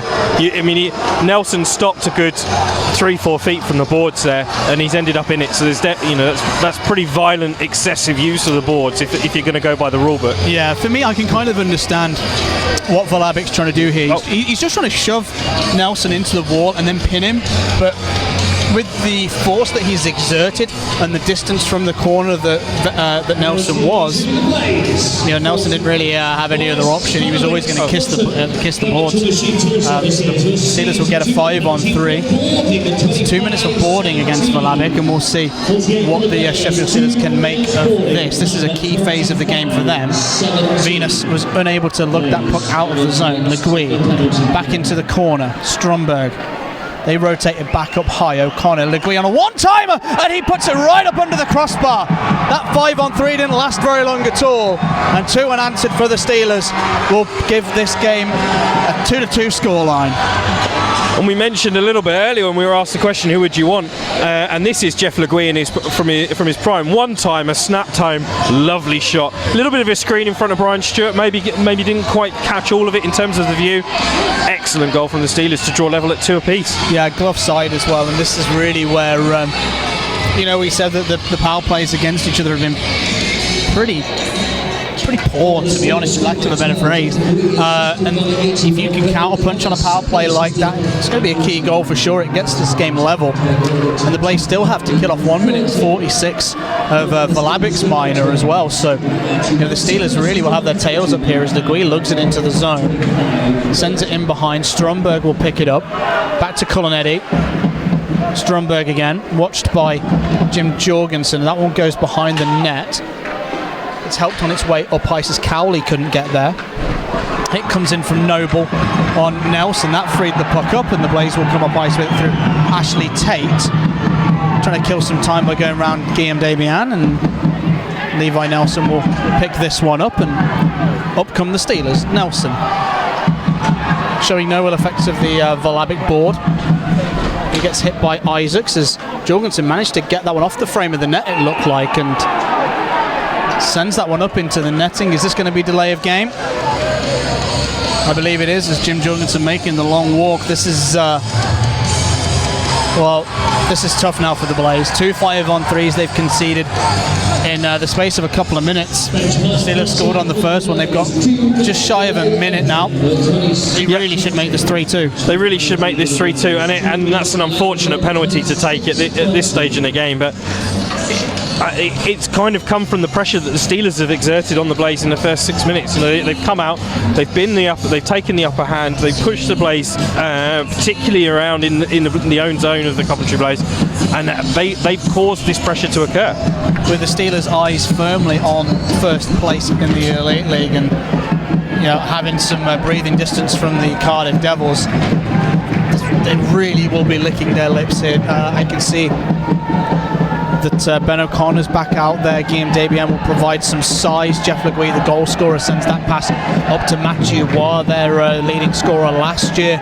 This is a dominant Steelers force as they look to work it behind the goal line. Back to the hashmark shot, stopped by Stu, rebounds there, and he manages to get across as well as a diving Noble who caught one in the face from Matthew Waugh. As Noble turned around and looking to either smother this puck or protect it. It was a bit of an odd movement as he gets up here, and he just catches Matthew Waugh. That looks awkward. I mean, you've got to worry about Matthew Waugh and carrying his stick, and at that point, you kind of see that Kevin Noble's there as well. Although when at the point of contact, Kevin Noble's head is not particularly high, and Matthew Waugh's stick is certainly not raised above his shoulder. No. So, was it unfortunate? Well, it's also worth noting as well that Kevin Noble took a very hard slap shot in the face towards the end of the game in Cardiff last night, and there may well be some residual damage from last night. Yeah, it looks like there's a bit of blood on the ice as the rink maintenance staff come out to clear that up. If that's opened up the stitches that Noble had last night, he's going to have to spend a few minutes getting them redone up, which would be awkward to lose a key defenseman who's on a kill on a 5-on-3. So we'll wait to see what happens. It's 3 apiece now between the Five Flyers and the Edinburgh Capital. Shane Stockton, second of the night, gets that one level for the Flyers. David Clark has put the Nottingham Panthers up 1-0 against Braehead as well. Stewart's acting out this play. His body language suggests maybe there was an elbow on there on that one, Stu? I'm not I think he's suggesting that there was a bit of an elbow on him. He's Brian Stewart's kind of standing there with his hand on his back. He's been rubbing it a little bit. Maybe he's got a twinge in his back there from a little bit of an impact. The thing is that's going to stand against the Blaze in this instance is that Dean Smith was focusing on where the puck was in front of the net, and he certainly wasn't looking at where Kevin Noble and Matthew Wild were. So unless any of the linesmen have seen anything, there's not really much he can do in this situation. Nope, no one heading to the penalty box in a white jersey. But Kevin Noble, interesting, he stayed out there. So obviously he needs to change by rule because the play was stopped for him to get a bit of attention. So someone else is going to have to come on for him. Good sign for the Blaze though that he was willing to stay out there. So that's point made, I think. He wasn't very polite to the Steelers bench there as he was coming off either. A little subtle hand gesture as Robinson will throw that one behind the goal line. It's a battle between Matthew Ward and James Isaacs, which is won by the Steelers. Cowley has pinned Ben O'Connor, but the Steelers have turned the puck away and they've got numbers down low. Guillaume Debian back behind the goal line. Stromberg back to Debian. That one jumped on him. So the Blaze have 10 seconds of 5-on-3 left to kill. Debian back behind the goal line. Stromberg to Legui, winds up, pass down low. Stromberg in front, it's batted towards goal and back out. Legui will throw one in front. There's some traffic and a rebound, and Brian Stewart sprawling took away a golden opportunity for Damien to score his second of the night. Valabic out the box, goes to the blue line, sends it in, it comes off a skate, and he got absolutely crunched as well by Guillaume Damien at the blue line. The Blaze will go 4-on-4 with the Steelers here as Valabic has been in the wars tonight. I don't know if we caught this on camera, Stu, as I was following the puck here. Again, I was following the play, so I didn't quite see what's gone on. Valabic is incensed as he's come up. Well, he'd lost his balance and Debian had gone over the top of him. So 4-on-4 hockey, that works out fairly well for the Blazers. They had to kill a 5-on-3. He likes the left of 5-on-4. In terms of matchups, that means they can put some different players out. It'll be 2 minutes slashing against Damien. Jeff Legui. Excuse me, on Jeff Legui. I thought the penalty was on Damien, which, looking at it again, would have been interesting because he didn't really do anything. That was where the focal point of that play was.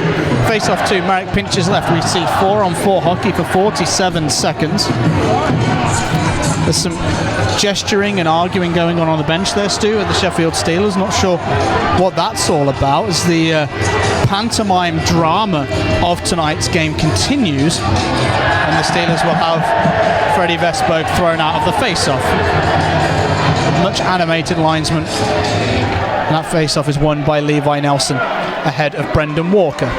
Moyer shoved by Walker. No penalty called on that play, however, much to the protest of the Sheffield Steelers. Pochek comes in from Quinnell, which frees that puck up. Tate will have to go back to Quinnell, who's out there with Noble as his defensive partner, who's seeing a lot of ice in the second period. Here is Noble, up to Ashley Tate. Has to send it back to Noble. Noble towards goal. It's tipped in front by Walker.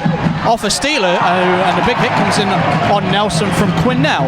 Now here come the Sheffield Steelers 3-on-2. Pass across to Vesberg. He lost it on the backhand. He's picked it up, however, off the wall. Vesberg walks in. Couldn't hold on to the puck, and Lozon couldn't get it past Sarek. Shot from Moyer into the blocker of Stewart. Nelson on the rebound, wrapped it round, but it's stopped again by the netminder.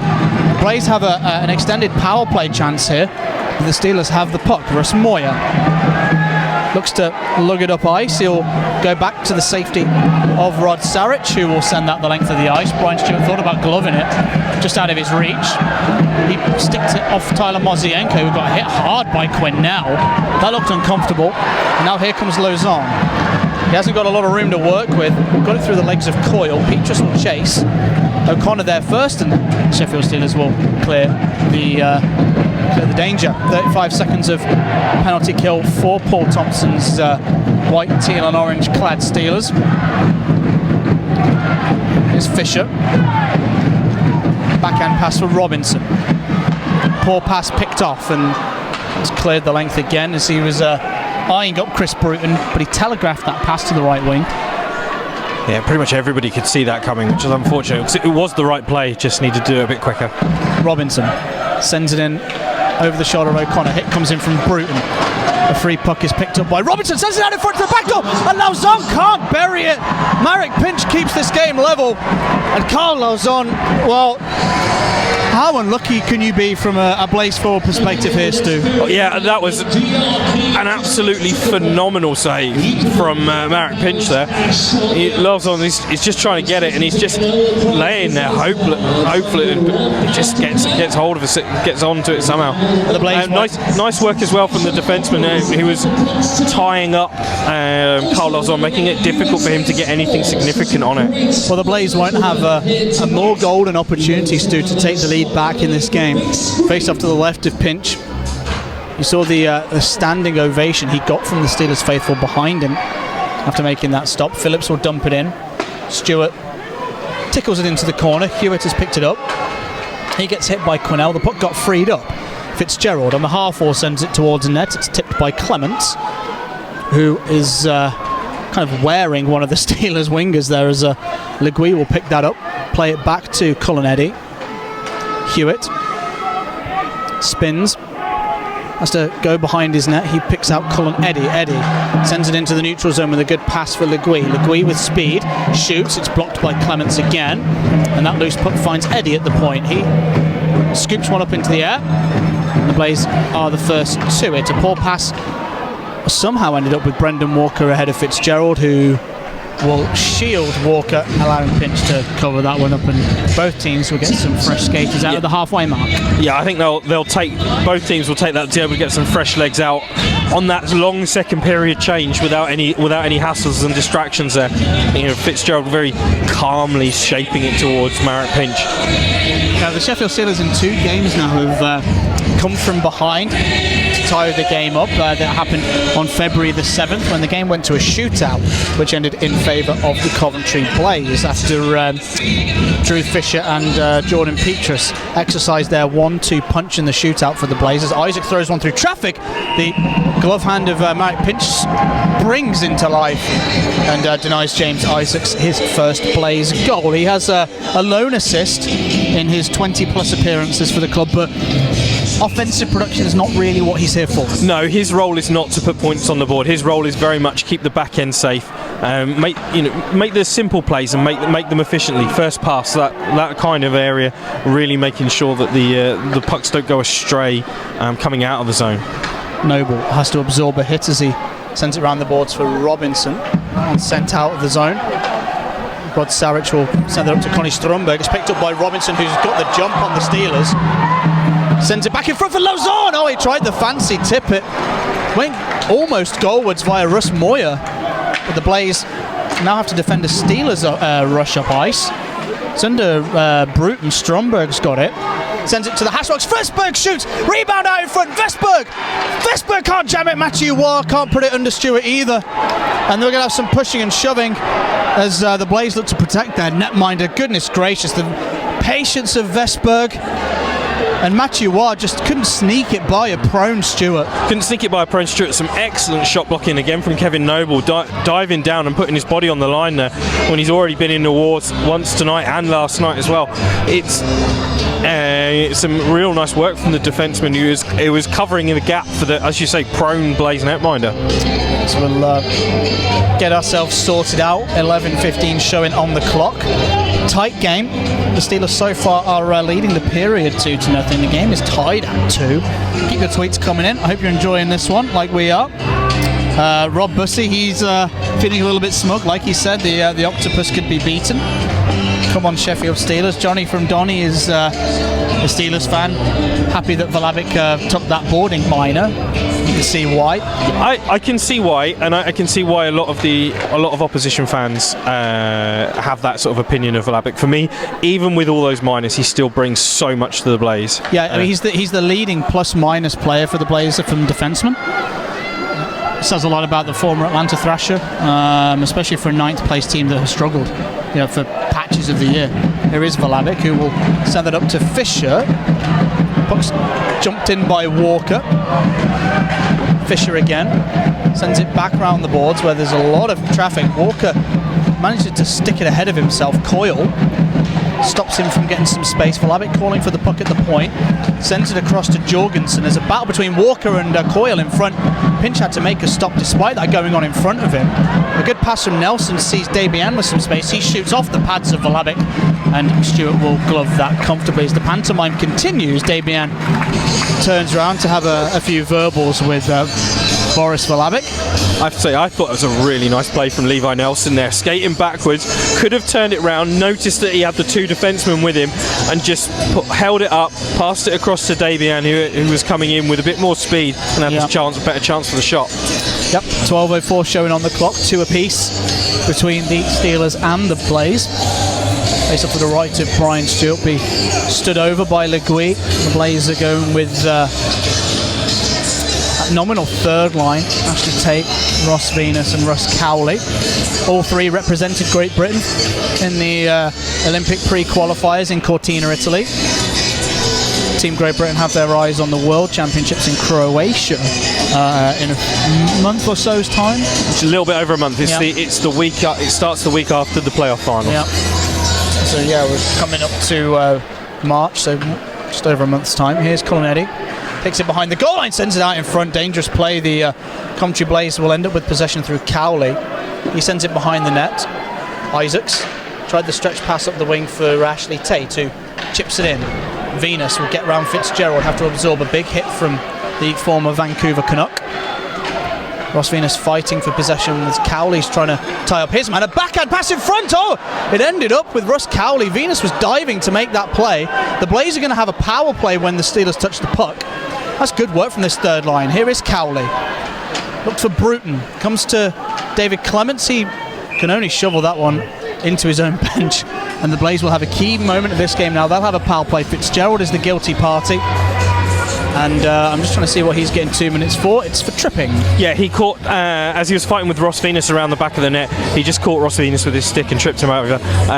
Again, another simple, straightforward and correct call from the referee. Face off to the right of Marek Pinch. The Blaze are going with this power play unit, which contains 5 forwards: Drew Fisher, Brett Robinson, Chris Bruton, Jordan Petrus and Carl Lazon. They were the catalyst of the lone power play goal of the Coventry Blaze. Only 2 chances last night against the Devils. Can they get the Blaze ahead here? Bruton under a lot of pressure from 2 of the Steelers penalty killers, Mozienko and Saric, and Mozienko managed to find Guillaume Debian in the neutral zone. He sends it in, watched by Petrus. Fisher, who played a couple of his seasons in college as a defenseman, his first pro season in the Central Hockey League with Tulsa as a defenseman, was kind of who they're leaning on if the Steelers come short-handed. Lozon sends a fake for Mozienko, dances his way into the offensive end, pulls up, finds Petrus at the point. He steps in, shoots, stopped by the netminder Marek Pinch. I thought that rebound was going to fall at the feet of Robinson, but he managed to gobble up the rebound. That's good work from the Sheffield netminder. Yeah, a nice trap and save there from netminder. There's nice movement here from the power play as well from the Blaze. Lauzon comes in, a little bit of a drop. You see players heading towards the net as well with Petrus. Not quite there for Chris Bruton, maybe a second a bit later than he'd hoped. Face off in the offensive zone for the Blaze, which they win. Petrus across to Fisher, steps in, back to Petrus, plays it across for Lozon, steps in, wrist shot, blocked by Jace Coyle. The Blaze swamp him and don't allow him to clear the zone. Lauzon couldn't get it down to Brett Robinson waiting behind the goal line. Halfway through this Blaze power play, both teams will change as the Blaze look to bring it up ice through Drew Fisher into the neutral zone, past the red line, trapped at the blue line, and the Steelers will send that back on Brian Stewart. Jordan Petrus directing traffic, takes it himself. Jorgensen and Walker and Tate are the 3 new Blaze players for this power play unit. They don't get in the zone again.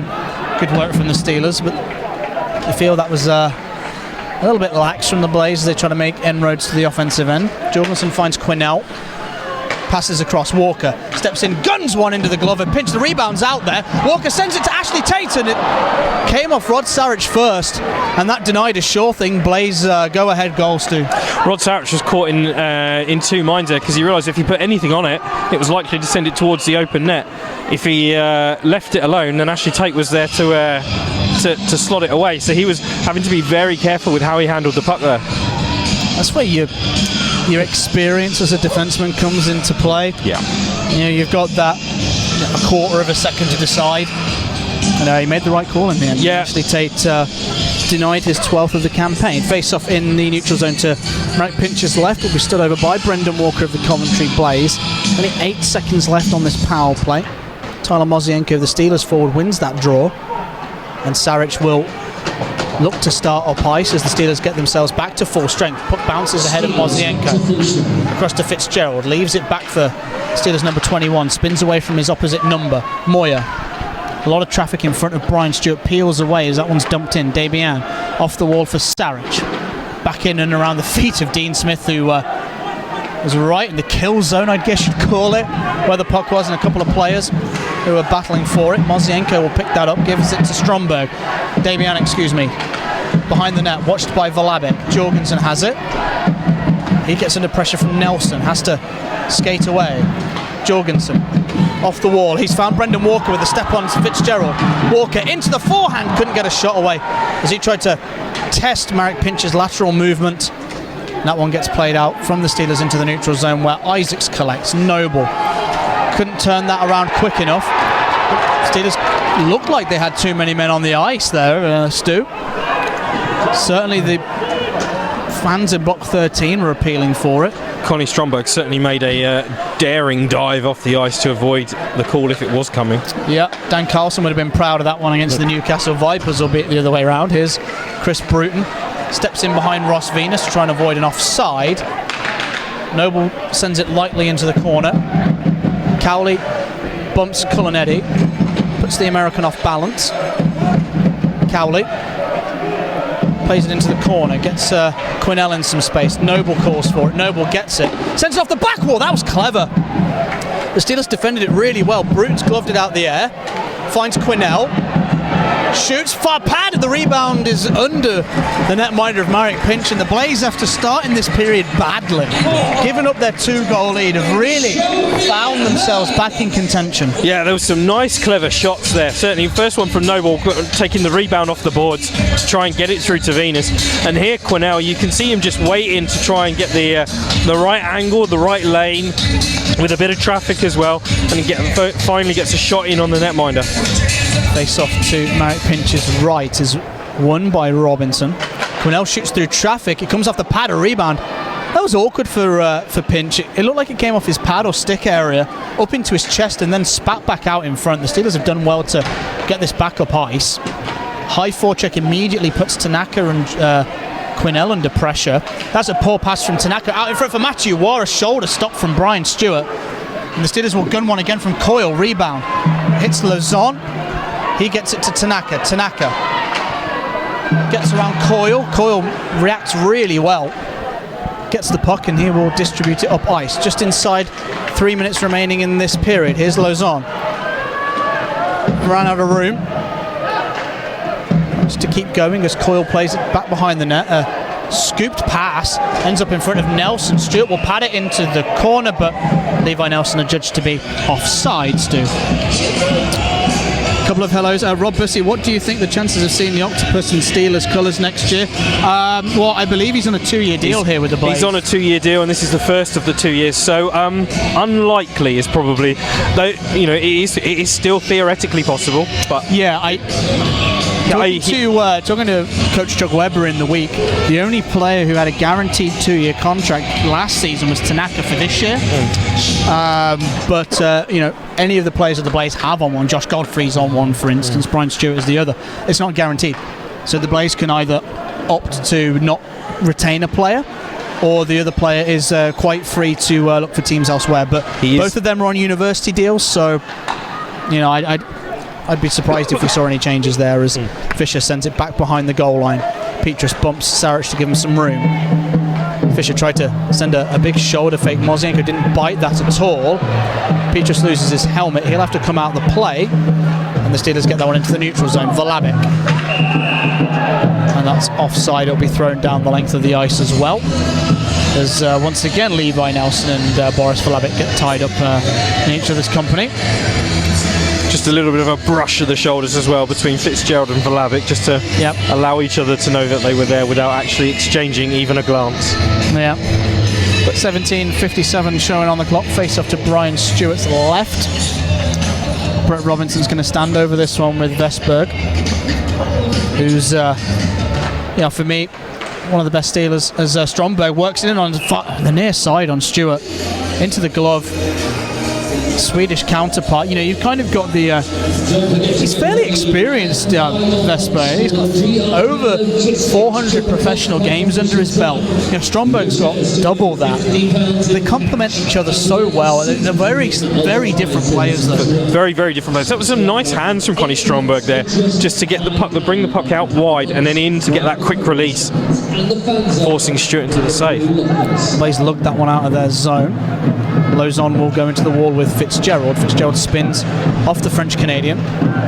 It's under the feet of Carl Lauzon, who tried to kick it back for Brute. A pinching Jim Jorgensen keeps the puck in the offensive end for the Blaze. Pass ends up with Noble.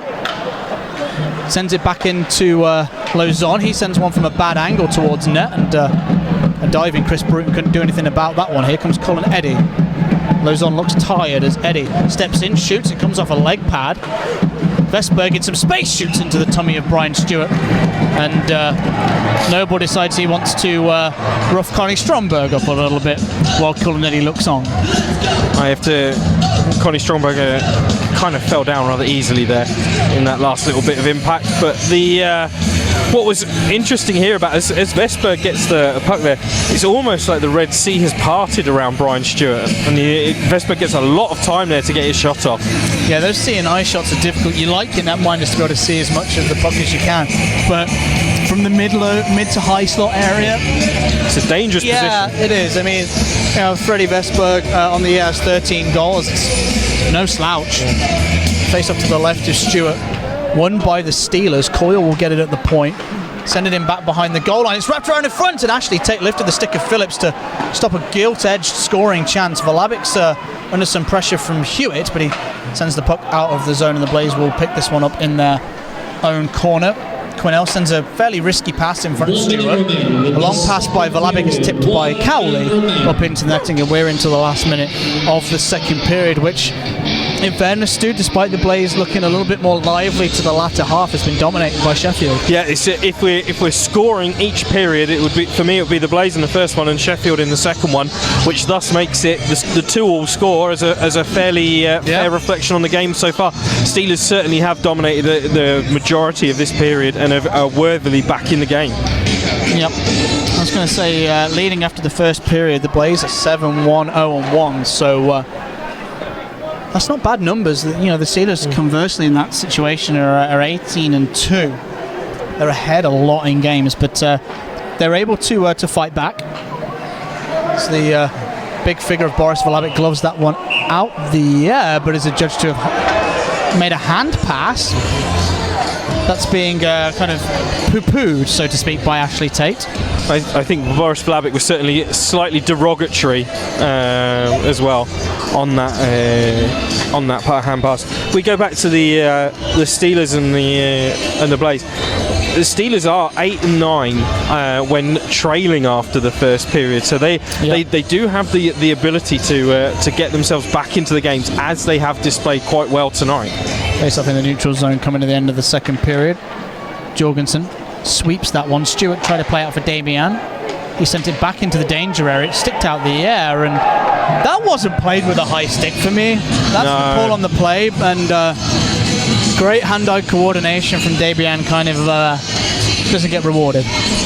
Yeah, we'll get another look on the replay there, but I'm not seeing a high stick touching that puck there at all. Interesting. Face off in the neutral zone, contested by Tyler Mozienko of the Sheffield Steelers. Petrus for the Blaze losing that draw. Moyer will shoot one on the blocker of Stewart, who put the rebound comfortably into the corner. Jorgensen scoops that one off the boards. That's a great breakout pass. Backhand across to Walker. He steps in, shoots, he scores! Brendan Walker, his second of the night, in off the pipe. For a second there, there, Stu. That looked like that was coming back out, but it tucked itself in, and Brendan Walker gets the Blaze back in the lead with only 15 seconds to go in the period. It's a lovely breakout here. Robinson flips the puck over, and then Brendan Walker gets a shot in. It goes high on the left, high on the right. I don't know if it was piping in or piping in. I think we want to slow that one down. It looks like Pinch gets a bit of a chunk of it on the blocker. I'd like to see it again slowed down. This is a nice little pass off as well. It's not a great angle for a scorer, but that comes off the blocker, off the pipe, off the other pipe, and in the back of the net. Certainly rounds around the crossbar as well. But excellent shot from the forward. Walker's 5th and 6th goals as a Coventry Blaze tonight have given them a 1-goal advantage once again as we go into the dressing room for the end of the second period. That's just how the Blaze wanted to respond after a fairly poor 14 minutes of that period, Stu. Yeah. The Blaze can, I think they can count themselves lucky that they're going in ahead based on the play of the period. Yep. You know, but we've spoken about on numerous occasions on numerous webcasts to have timely goals, to take their chances and ride waves of momentum, and that with just 14 seconds left before the end of a period is about as timely as a goal can get.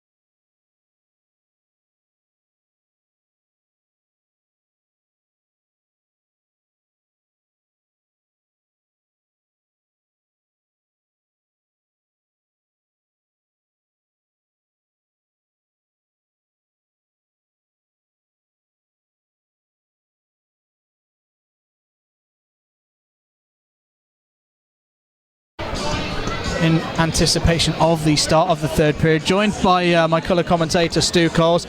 Stu, now that you've been able to digest what we saw in the second period, what are your thoughts how this game's going to meander into the third? It's going to be a case of whether the Steelers can carry their momentum of the majority of the second period through, or whether the Blaze can capitalise on the fact that they got that very late goal. I mean, in hockey, team momentum tends to go with who scored last. Yeah. And, so the Blaze probably have the upper hand coming in currently. But the Blaze cannot afford to start the third period like they started the second. And the Sheffield Steelers, as I said to Scott, will just want to emulate that and basically make a carbon copy. Yeah. The Blaze are going to want to repeat the first period, and the Steelers are going to want to repeat the second period. The Blaze need to keep probably about 5 or 6 minutes at least, at least maintaining their 1-goal lead. The Steelers are going to want to see that lead off very swiftly. Yeah, Ryan, who's been you know what, Ryan, you've been excellent company this night on the webcast on Twitter. Thank you so much. This Walker guy is on another he's another gravy. He is different gravy, and then some. I like that phrase. I've not heard that before. Have you not heard that one? No, I haven't, but I like it. Ryan, if you don't mind, I'm probably going to use that in further broadcasts because I do like that. Johnny from Donny, he'd like to see the reason for the stoppage in play leading to the face-off outside the Blaze D zone. He describes that as a made-up call. I'm not quite sure at what point in the period you're referring to. Maybe we'll see that on the highlight package at some point tomorrow. Face-off to start the third period. We'll. I'm sorry, just to break stream there. The rink announcer just introduced the third period is about to be began by the super talented referee Dean Smith. And it's not often that you get superlatives thrown at referees by the rink announcer, and it put me off my stride somewhat. Yeah, a little bit. If we're gonna throw some love the way of the referee, I think he's done a good job tonight. If the only thing we've been quibbling about was whether there was a puck played with a high stick or not. That was the Guillaume Debian, which looks chest height, but it certainly. If that's it, that's other than that, I think the officials, both referees and linesmen, have done a solid job in the 40 minutes so far. Yeah, for me, I mean, he's called stuff when he's needed to. There have been times where he's let play go. I mean, he had to, give Valabic the 2 for the board. Absolutely, there have been a couple of sticking penalties that he could have called that he hasn't. There have been a couple that he has. It's been a good game so far, right down the middle for Dean Smith, and I think both teams will want him to continue in that vein in the third period. Walker tries to chip one up, and Ben O'Connor on the volley, which Anthony Martial would be proud of for Manchester United. Gets into the half-wall area. It's gone round the back of the net meanwhile, and is now in the hands of Ben O'Connor. He plays it across to his D partner as Levi Nelson takes a pass in the neutral zone. Nelson shoots one wide of Brian Stewart's net thanks to the stick of Jim Jorgensen. And we will have a stoppage. You can, don't forget, keep us company on Twitter at Blaze TV Live. When it comes to the latter stages of the period, you can impact the Blaze Man of the Match decision. Hashtag Blaze MOTM. Yeah, Johnny from Donny does indeed mean the Guillaume Debian high stick. That wasn't. We'd agree with you there. Yeah, Johnny. We do think that was at best chest height, but definitely not above the shoulders, as Stu mentioned previously. But thanks for keeping in touch, much appreciated. And I love the Twitter handle. I like a nice rhyme. Mine's boring. I've gone for my name, but we like that, as the Sheffield Steelers will take this one back behind their own net and start up ice. Russ Moyer deciding on Matthew Waugh as the recipient of his pass. It's poked out with the hands of Matthew Waugh by Kevin Noble. Tanaka couldn't get that one away from Matthew Waugh. He's managed to sneak around Russ Moyer, however. Poke check from Saric gives Tanaka the opportunity to send this behind the net. A hard stick lift from the man from Stouffville, Ontario. It ends up with Cowley. Cowley gets it to Tate in some space. Ashley Tate steps in, shoots over the top of the net of Marek Pinch. And for me, Ashley Tate there needs to make sure that Marek Pinch has to make a stop. No, if you don't hit the goalie, or you don't put one on target, you're not going to score a goal there. Fitzgerald back to the Sheffield Steelers right-sided defenseman. It's 4-1 to the Manchester Storm ahead of Dundee. Vincent Scarcella has a hat-trick. That means the Blaze will definitely need the 2 points here should that game stay that way to keep pressure on for that 8th place spot. The other scores from around the league are 1-1 between Nottingham and Braehead. Scott Pitts tied that one up from the first period David Clark marker. There's still 3 apiece going into the third between the Five Flyers and the Edinburgh Capitals. It's 4-3 here between the Blaze and the Steelers. The Steelers, Colin Eddy shoots one into the stomach of Stewart, and we'll have a stoppage too. Yeah, in the game up in between Nottingham and Braehead, Cam Jansen and Matt Keith have both been thrown out for a bit of an incident there, which will I'm sure we'll get some more detailed information on as the week progresses. But I think there were 2 5+ games, and one of them was for spearing, and I think the other one was for checking from behind. So what the spear, I guess, would be a reaction to the checking from behind. You'd think. Entirely speculation, but we'll. I saw that tweet that Dops put out. I don't know if it was last week, where they said, "Thanks to the players, we've had nothing to review. Stay safe out there." And it looks like they're not going to have that this week, as Jordan Petrus picks off that puck. He can come 2-on-1 with Walker, who makes sure he stays on side, and Petrus flashes one just wide of the glove of Marek Pinch, and I don't think he had a passing lane, to be honest, through Walker via the good positioning of the defenseman for the Steelers there. Debian bumps Noble into the wall. Coyle sends that back up his near side. Petrus couldn't dipsy-doodle it through the legs of Guillaume Debian. Mozienko will shoot that one in. It comes off a Coventry Blaze leg. And Fisher put that puck behind Jordan Petrus. Petrus manages to lug it into the zone. Shoots at a bad angle. It's blocked by Coyle. Petrus ends up back with possession. Finds Noble. Finds Walker. Finds the ball. Oh, off the crossbar. Walker. Fisher's picked up the loose puck. Oh, Brendan Walker was centimetres from his hat-trick. It comes to Walker again. He shoots, and a stop from Marek Pinch. Walker's got his tail up, and that would have been 4-2. Denied by the iron. Well, the man besplendent with copper hair is a shoo-in for the man of the match if he keeps this up. I'll wait to see that on the replay. That was very close. It dropped down as well. As the Steelers take it up the other end from the top of the slot, shot down low from Vesberg. It comes to Matthew Waugh. He has a couple of bites of the cherry. Brian Stewart was down in the sprawled position, manages to pick it up while prone. Here is Stromberg. Stromberg moseys onto the top of the blue line, thinks about the shot, lets it go off the back of the leg of Matthew Waugh. And I like the fact that even though Connie Stromberg, I'll pick the third Steelers forward who actually had the puck on that play, moved his leg away from the head of Brian Stewart as he was looking for a rebound here. This is classy play. Yeah, as we watch, you see that right leg just comes in. just moves it ever so slightly. Great reactions from Stewart as well to realise that it was coming out in front of him and to trap it with the knowledge that there was a Steelers forward in Connie Stromberg coming down and coming down and bearing on the puck. Yeah, and just from what happened after the Brendan Walker crossbar hit, we won't be able to show the replay, I don't think, so that one will almost certainly be on the highlight package that we'll see at some point tomorrow. Face-off picked up by the Blaze. Lauzon will play that one off the boards. Bruton gloves it and plays it down. He's jumped in behind Saric. Russ Moyer will feel the wrath of Chris Bruton before the Sheffield Steelers come up ice. Melanie Usher is still cheering on the Sheffield Steelers. Malcolm McCordwell watching as well. Glad the Blaze are leading. It's like a game of chess. He who dares wins. Rod Saric has picked up a loose puck after Bruton got bumped over. Leaves the pass off. Rod Saric at the blue line, shoots down low, tipped in front, a rebound. Connie Stromberg couldn't pick up.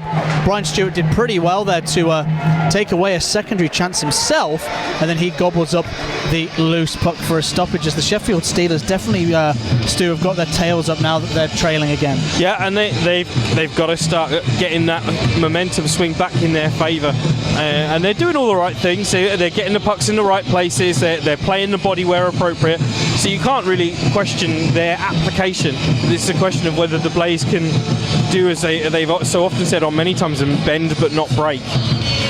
Yep, face off to the left of the Blaze netminder Brian Stewart, picked up by Valabic. Valabic sends it up to Ashley Tate. Tate crosses the blue line, pulls up and loses the possession of the puck though, and Jason Hewitt will happily turn that back up ice.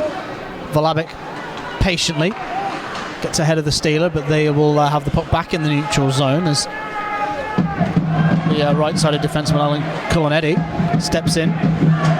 Valabic had to be careful because he left the leg out there. He didn't want to make any contact with the Steelers defenseman, otherwise that'd have been a shoe-in for a penalty. Here's Ross Venus crossing the blue line, shoots one on pinch, he will cover and decide to play it in actual fact. Good work from the Steelers netminder, who's happy to hurry up the offense. 5 minutes gone, Blaze lead 3-2. The Steelers not able to emulate their quick start to the second period. Valabic will pick up a cute intended pass for Jason Hewitt, and the Steelers will still have possession in the neutral zone. Here's Phillips with some speed, sends one towards net, but it comes off the skate of Valabic, and Fisher will have to send that one into the neutral zone. Jace Coyle bombs one into the far corner. Mozienko's there first, Nelson's in front of net, and that pass just goes astray as Mozienko tried something a little bit too pretty. Here's Jordan Petrus, crosses the blue line, great pass off for Fisher to Walker, he winds up, shoots, just wide of the net, as instead of going high, as he's elected to shoot 4 or 5 times in tonight's game, he went low to maybe try and bamboozle Pinch. He just flashed it wide of the far pipe, as Pinch will have to come out to play this one along the line for Ben O'Connor. Loose puck in front, picked up by Fisher towards goal, he put it wide near side, but the Blaze have jammed it home.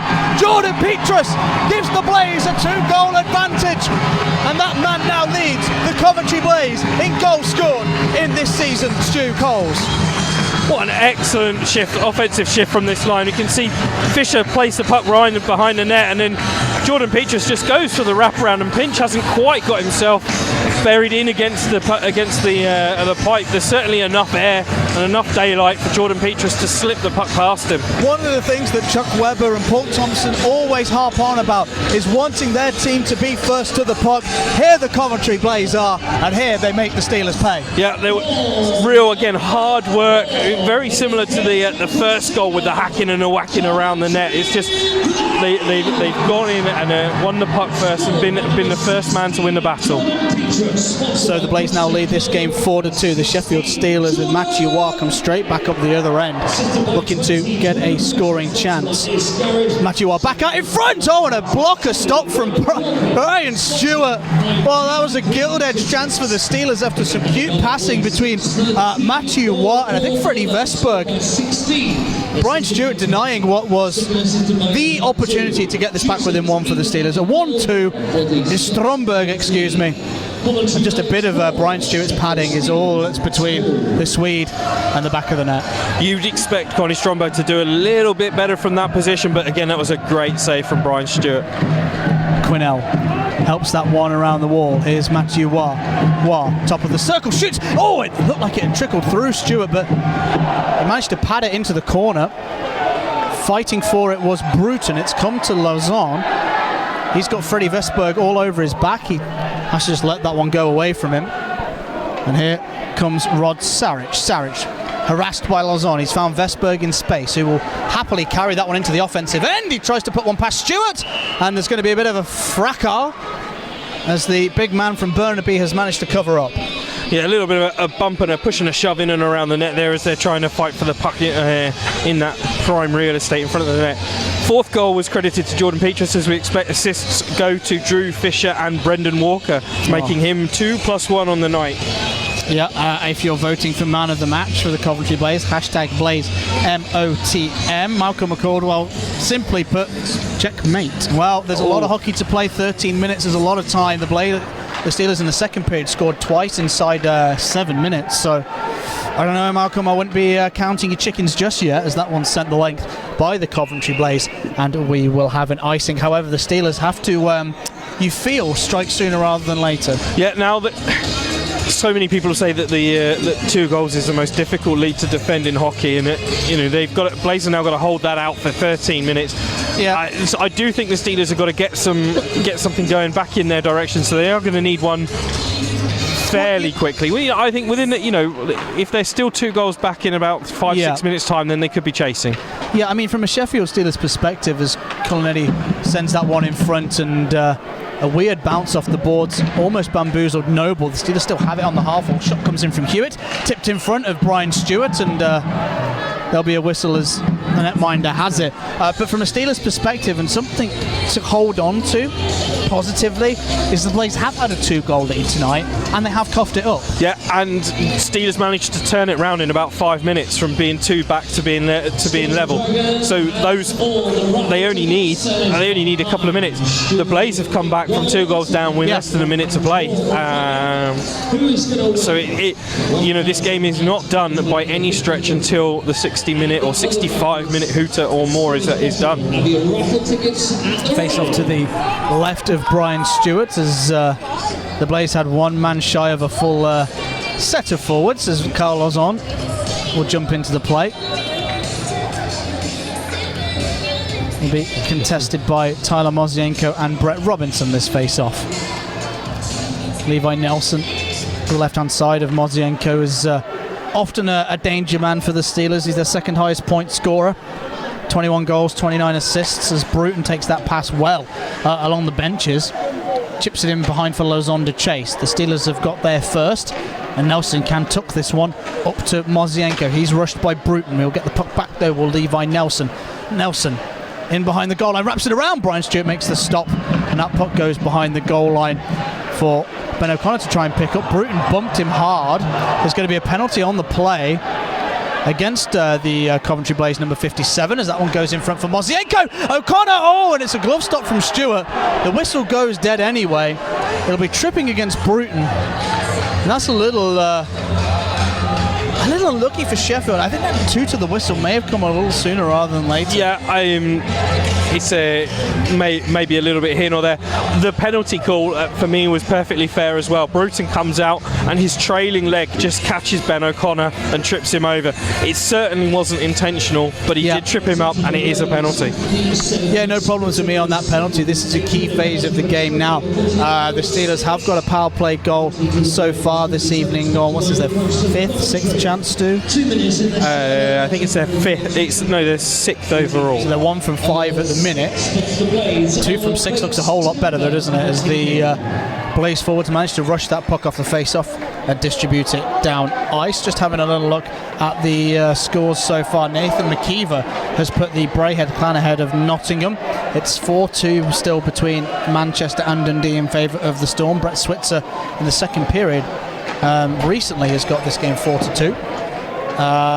It is 4-3 in favour of Edinburgh in that game between Fife. Berra, the new man, has got the go-ahead goal there. 4-2 here at the Skydome Arena, of course, as Colin Eddy will chip that one in. He couldn't get his body off Jim Jorgensen's. Ashley Tate muscles down Connie Stromberg to the ice, and the Blaze managed to clear their zone despite some deft hand-eye coordination from Jeff Legui, who already has 1 goal on the evening, as the Steelers overlap at the blue line. Coyle jumps in, sends it down low. It comes off Valabic. He manages to get that puck. He can't get it out of the danger area though. Ashley Tate's going to help his Slovakian defenseman out and send that one the length. We're already halfway into this Sheffield Steelers power play, and they've not managed to get set up in the zone yet, much to the ire of Paul Thompson. Drew Fisher's taking a loose puck, holds on, sends it down low. It's tipped by Jordan Petrus, and that was a good stop from Marek Pinch. The Cardiff Devils got a short-handed, their only goal of the night yesterday was short-handed, and the Blaze don't really often score when they're a man down, so that would have been some icing on the cake perhaps, but it's not to be. Here's Coyle at the blue line. Calms play down. Good work from the Steelers number 24. Valabic muscles Mozienko to the ice as the Steelers look to play high and low. Trying to open up a seam here. O'Connor coming to the back door, might be that. It's played away by Isaacs. Great work from him, and that might be all she wrote in this Steelers power play as that one goes the length. And well, the whistle's for icing, but I'm not sure. I know Noble was making inroads to it, but Stewart had stepped out as if he was going to glove it. Stewart had stepped out and looked as if he was going to play it. I think that's maybe a little bit harsh on the Steelers. You mentioned about the Blaze not scoring so many short-handed. They've actually scored the fewest short-handed goals in the league this season with just 3. That's equal with Braehead.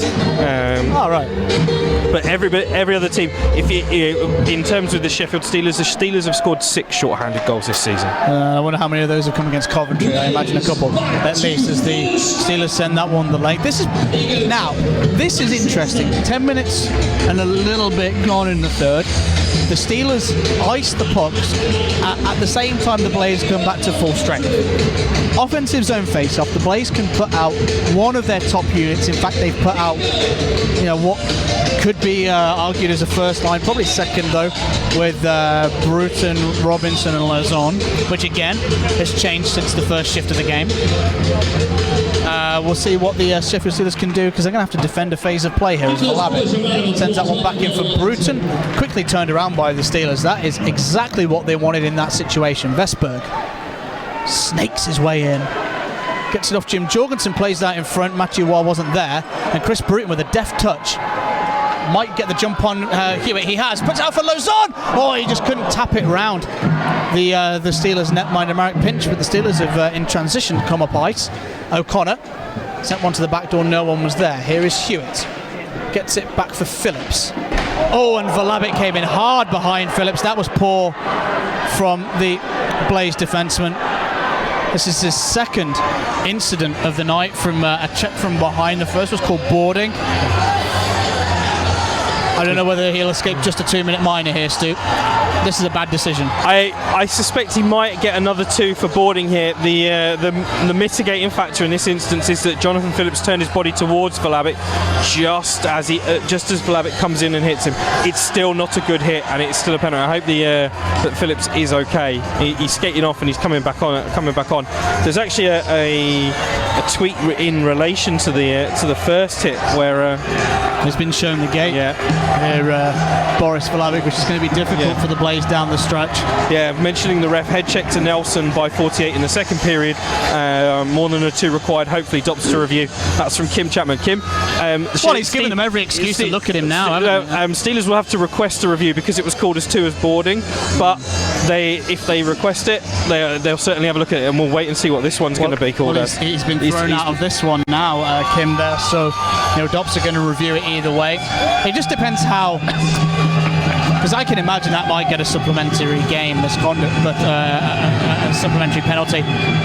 I guess it just depends how visceral the Steelers are feeling, if they want to appeal the earlier hit on Nelson. I don't know. It might be worth it. It might not be. It depends who. Maybe they want to see get that last playoff spot. The thing is with Dops, with all good intentions, they've kind of got themselves into a bit of a hole with the lax bans that they've given out across the league thus far. So even if they do apply for it, the likelihood is the most you'll ever get is 1 or 2 games. Boris Vlahovic is a big part of the Coventry Blaze unit. In a 2-goal game with 9 minutes and a bit of change to go, you kind of want players like Boris Vlahovic on the ice to be there in the defensive zone draws. Jason Hewitt, interestingly, is going to the box as well, indicating that we might see some 5-on-5 or 4-on-4. Well, Vlahovic's got a 5-minute major penalty, which I think Tanaka is sitting. 2 minutes have come up on the clock for the Sheffield Steelers, which means we're going to see 4-on-4 for 2 minutes, followed by 3 minutes of uninterrupted power play for the Sheffield Steelers. They have 1 goal already on the man advantage tonight. Man, for me, that penalty from Boris might be a bit of a curse for the Coventry Blaze here. Still, we'll see. They've got something to play for. A 4-point weekend. The Steelers have got light at the end of the tunnel to try and overtake the Cardiff Devils at the top of the British Elite League. This is going to be an interesting last 9 and a bit minutes. Well, it certainly is going to be reviewed. Boris Vlahovic has been given a match penalty for checking from behind, which is fine. It's absolutely fair. And Hewitt got 2 for roughing, which is why he's sat in the box. I mean, Phillips is a spot under 6 foot, 5'11", 5'10". When you're essentially a foot taller than someone and you're moving them into the boards in such a way, you've got to be so careful, because you end up doing that, and that's hurt his team here late on. The American defenseman Jim Jorgensen freed that puck up from Mozienko but lost sight of it. That one bounces off Brian Stewart back behind the goal line. There is a battle again between Mozienko and Jorgensen. Jorgensen's managed to lever this one away. Noble picks up the puck. Walker's gone high. The puck will come to him. He'll scoop that up into the air over the stick of Coyle. Pulls up, looks for some support. Quinnell's headed down towards the net.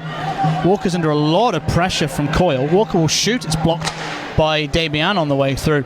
And the Sheffield Steelers can't control this puck, and they will look to calmly move it up ice. Matthew Wass sends a diagonal move that's dangerous in front of Isaacs. The puck was tipped away from him. And Mike Quinnell will send this one over the shoulder of Robinson, right in front of him. Good work. Here's Lazon. Back off to Isaacs. He drives. It's redirected. I didn't see where that went. I think it ended up in the netting. And with 44 seconds left of 4-on-4, both teams having chances up the end. Both teams have generated a bit of offence on this 4-on-4 period. If we just step back to the penalties for a moment, I completely agree. The hit was pretty dangerous, and we've spoken a few times now about the referees having to protect player safety and making sure that they're looking after the guys who are on the ice. And I think that with that in mind, it was a good call. As the Sheffield Steelers will take that one in behind. Moyer scoops that over Robinson at the foot of Sarich. Sarich got bumped hard by James Isaacs as the Steelers looking to work the vacant ice. Here is Damian, looks for the wrap around, far pad on Stewart. He will cover. 18 seconds to go of the 4-on-4. Then the Steelers will have the 3 minutes of uninterrupted power play. We've got a request for a penalty call to stick up on the scoreboard there. That might be something to look to do in future broadcasts, folks, but not something we can do off the cuff tonight. We will keep you regularly abreast of what's on the penalty clock, however, as a fair compromise. Yeah, we'll try our best. We haven't got that in the graphics just yet. Yep, that's something that we've already talked about developing in the summer. So we'll see if we can do that. Jordan Petrus wins that off the draw. Jumped ahead of one of the Sheffield Steelers wingers. It was Levi Nelson. Steelers have picked it back up. Legui out here with Stromberg, Nelson, Colm Eddy. Here is Nelson, steps in, shoots. Stopped from Brian Stewart with a blocker, and that rebound goes right out towards the blue line. The Blaze now are going to have to kill this 3 minutes off as the Steelers get back to full strength. The pass picked off at the blue line, shot wide by Legui. And a big chop comes in. That's going to be 5-on-3 as Jorgensen snapped that stick in half. Snapped it like a matchstick at Christmas. And this 5-on-3 is a massive opportunity for the Sheffield Steelers to get back into it. Yeah, so that penalty has been timed at 53:04. So there's 2:42 left of the Vlahovic major and 2 minutes now on the Jorgensen minor. So Stu, if the Sheffield Steelers score in say 30 seconds, what happens to that Jorgensen penalty? That Jorgensen penalty will be wiped out. So the 2 minute will disappear, but that 2:42 from Vlahovic is going to stay regardless. Well, Jeff Legui has scored one goal on a 5-on-3 back in the second period. The Steelers here, you'd think, would at least get within one of the Blaze. If the Steelers are going to have hope or ideas of getting back into this game, they have to score on a 2 minute 5-on-3 with 7 minutes to play. Face-off, however, won by the Blaze. Ross Venus has rimmed that one only as far as Legui at the blue line. Legui, O'Connor, back down behind the goal line for Stromberg. There he gets his pass back. O'Connor stepped in, pass to the back door, just away from the Sheffield Steelers winger, and that one's played the length. Guillaume Debian, Connie Stromberg, the two wingers in this match. You are involved as well. Here is Legui, skates in, puts the brakes on, stick handled into some space. Here is Stromberg, back to Legui. Matthew Waugh camped out in front of net, is watched by Noble. Stromberg tries to put one near side as he just waltzed into the danger side of the red line. O'Connor shoots to the back door. It's tipped by Noble. Good work to break that play up from the Blaze number 56. 1 minute 11 remaining in the Jorgensen minor. Debian back behind the net. The Steelers walk in, back to the blue line. Legui crosses with O'Connor. Back down behind the goal line for Debian, shoots into the glove of Stewart, and he makes a second stop as well on a rebound chance from Matthew Waugh. That was huge from Stewart to get his glove on that from Debian. That was absolutely huge from Brian Stewart to get it. There's some excellent work from Tate and Cowley as two forwards out on the penalty kill, looking at that crossover and then getting right back in to tie up the sticks and help collapse in and around Brian Stewart's net there. Some really good work from the Blaze forward pairing, as Chuck Webber likes to go with two forwards and a defenseman on his 3-man. Petrus wins that draw. Ross Venus will send that one the length, nice and comfortable. That widens out about 5 or 10 more seconds of this Sheffield Steelers power play. They've got 45 seconds left on the Jorgensen mine. They have 1:24 left on the Boris Valabic major. Puck comes to the point. Legui winds up, gets it over to O'Connor. Back to Legui, shoots! Oh, that came off the pipe. Debian gets it back to O'Connor. The danger isn't over yet. Debian back behind the goal line. Legui again. Winds up, gets it to O'Connor. He winds up again. Legui shoots upstairs. This one goes wide of Brian Stewart. Petrus diving into the play, trying to free up the puck. It ends up with Matthew Waugh. That ends up in the gut of Stewart. And Kevin Noble gives him a cuddle and a pat on the head to say thank you for making a couple of big stops. Yeah, thank you for keeping us out of a hole here, Brian Stewart. That was a great save. Yeah, this is the key phase of the 60 minutes of hockey. The Steelers have 13 seconds left of the Jorgensen minor, 54 left of the Valabic major. The game is still 4-2 in favour of the Blaze. There's 4 minutes and a little bit of change left in this one. And the Sheffield Steelers have just won a big offensive zone face-off. Coyle back down low. Back to Coyle, winds up hard, tipped in front. Levi Nelson was right by that rebound. Robinson with a good backhand off the plexi. Jorgensen joins the foray. Eddie back down into the corner. A diving Kevin Noble, I think, just bamboozled the Sheffield Steelers there. Robinson will gut that one up ice, and with 30 seconds left of the Valabic major, this has been massive for the Coventry Blaze. Danger not over yet though. Eddie steps in, shoots. Brian Stewart makes a pretty comfortable stop. Isaacs gets that one only as far as Vestberg on the half wall. The Steelers look to control play and step in. Eddie shoots up high, gloved by Stewart. 7 seconds left of the Valabic major. You talk about your key pivotal talking points in games. You can talk about Brendan Walker's 2 goals and his assist, but what I will be talking about after this one is this 5 minutes and a bit of kill. And the 2 key contributions for me on that. Firstly was Brian Stewart making the save. Secondly, Kevin Noble played every single second of that 5-on-3. Yes, he did. So he was out there for the whole bit and a little bit more. He's back out on the ice now, so a bit of a breather. You know, you talk about contributions, putting your body on the line and just throwing everything for the team, and Kevin Noble's doing that in spades tonight. Yeah, if we go back to Brendan Walker's paid to put the puck in the net. Kevin Noble's paid to stop the other team.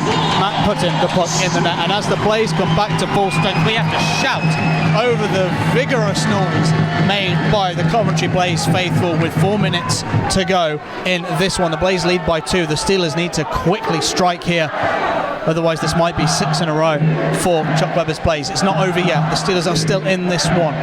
As the loose puck comes to Jordan Petrus. Petrus across to Tanaka. Tanaka puts one down looking for Petrus. His stick was tied up. He'll take a slash and just absorb it. Fisher wraps it back round into the boards. Here's Moya, watched by Tanaka. He finds Guillaume Debian. Tries to find Matthew Waugh, taken away by Isaacs. That one goes up into the air, is batted out of the air by Quinnell. And Saric wins that away from Tanaka before dispatching it behind Brian Stewart's net. Both teams will have a couple of fresh skaters come out. The Steelers managed to get a whole line out. The Blaze, just a smattering of new players. That one's dumped in. O'Connor coming to the last 3 minutes of this game. Big poke check from Walker. Has he been your Blaze man of the match? Hashtag Blaze MOTM at Coventry Blaze Hockey. Let us know as well here by tweeting at Blaze TV Live. That one is icing against the Sheffield Steelers. You know what? The Steelers have to dig deep now, Stu. Really, really dig deep. They've really got to dig deep. All the momentum is currently with the Coventry Blaze after that big long penalty kill. So the Steelers now have got to got to look at themselves, look at their teammates, and try and find who's going to be the leader, who's going to be the guy who picks them up and drags them towards the finish line. Face off to Pinch's right. It's 4-4 between the Flyers and the Capitol. Still 2-1 in favour of the Clan against Nottingham, and it's now 5-2 to Manchester going into the third period as Matt Siska adds his second of the night in that game between them and the Dundee Stars. Stick stop by Brian Stewart into the corner. That one's helped on its way behind the net. Hewitt, a good poke check comes in for the Coventry Blaze. O'Connor sends it across, and Coyle couldn't control that one and keep it in the offensive end. 2:30 remain in this hockey game. Good stick lift from Chris Bruton. Tries to shield the puck with his body as he lost his stick to the tie-up of the Steelers winger. They'll take him behind the net with Ben O'Connor. O'Connor starting up ice. He will be one of the key figures if the Steelers are going to strike twice inside 2 minutes. Chopped up into the air by Noble. Gloved down by Bruton, poked away by Petrus. The Steelers touch that one. That one will be offside, and I'll imagine this will get thrown out into the Steelers' defensive end, Stu, and judging by the body language of everyone on the ice, it will be. Yeah, Tyler Mosienko was getting a little bit tied up in the Blaze zone and couldn't make his way out. I don't know, the linesman James Kavanagh decided that it was more of the wouldn't than couldn't, and put the face off all the way down into the Steelers' defensive zone. We have to start thinking about man of the match now. Yeah, I've been hinting at that Walker for me. Yeah, Walker +1. How about Noble maybe? Noble as well. For Sheffield, I'd go with Debian. I think he's been excellent. Yeah, he's been in and around. He's got one of the goals. He could have had two. He has an assist as well. He's 1+1 on the night. 2-on-1, meanwhile, up the other end for the Steelers. Pass comes to Saric as a trailing man. He backhands it wide of the net. There's going to be a hooking minor on the play. Brendan Walker arguing the point, but I don't think he's got much to argue about. You can clearly see on this replay in a second that Saric gets pulled. The passing lane's not on. That's taken away well, and then Walker. Yeah. It's just at the end there, just as he comes past, his stick comes round and takes the legs of Saric out. So there's going to be a timeout for Sheffield. Now, for me, worst case scenario for the Blaze, best case scenario for the Steelers, they get a goal on this. Early on, I'd make it 4-3. Walker isn't a penalty killer for the Blaze traditionally. So this is interesting. This is very interesting for me. Yeah.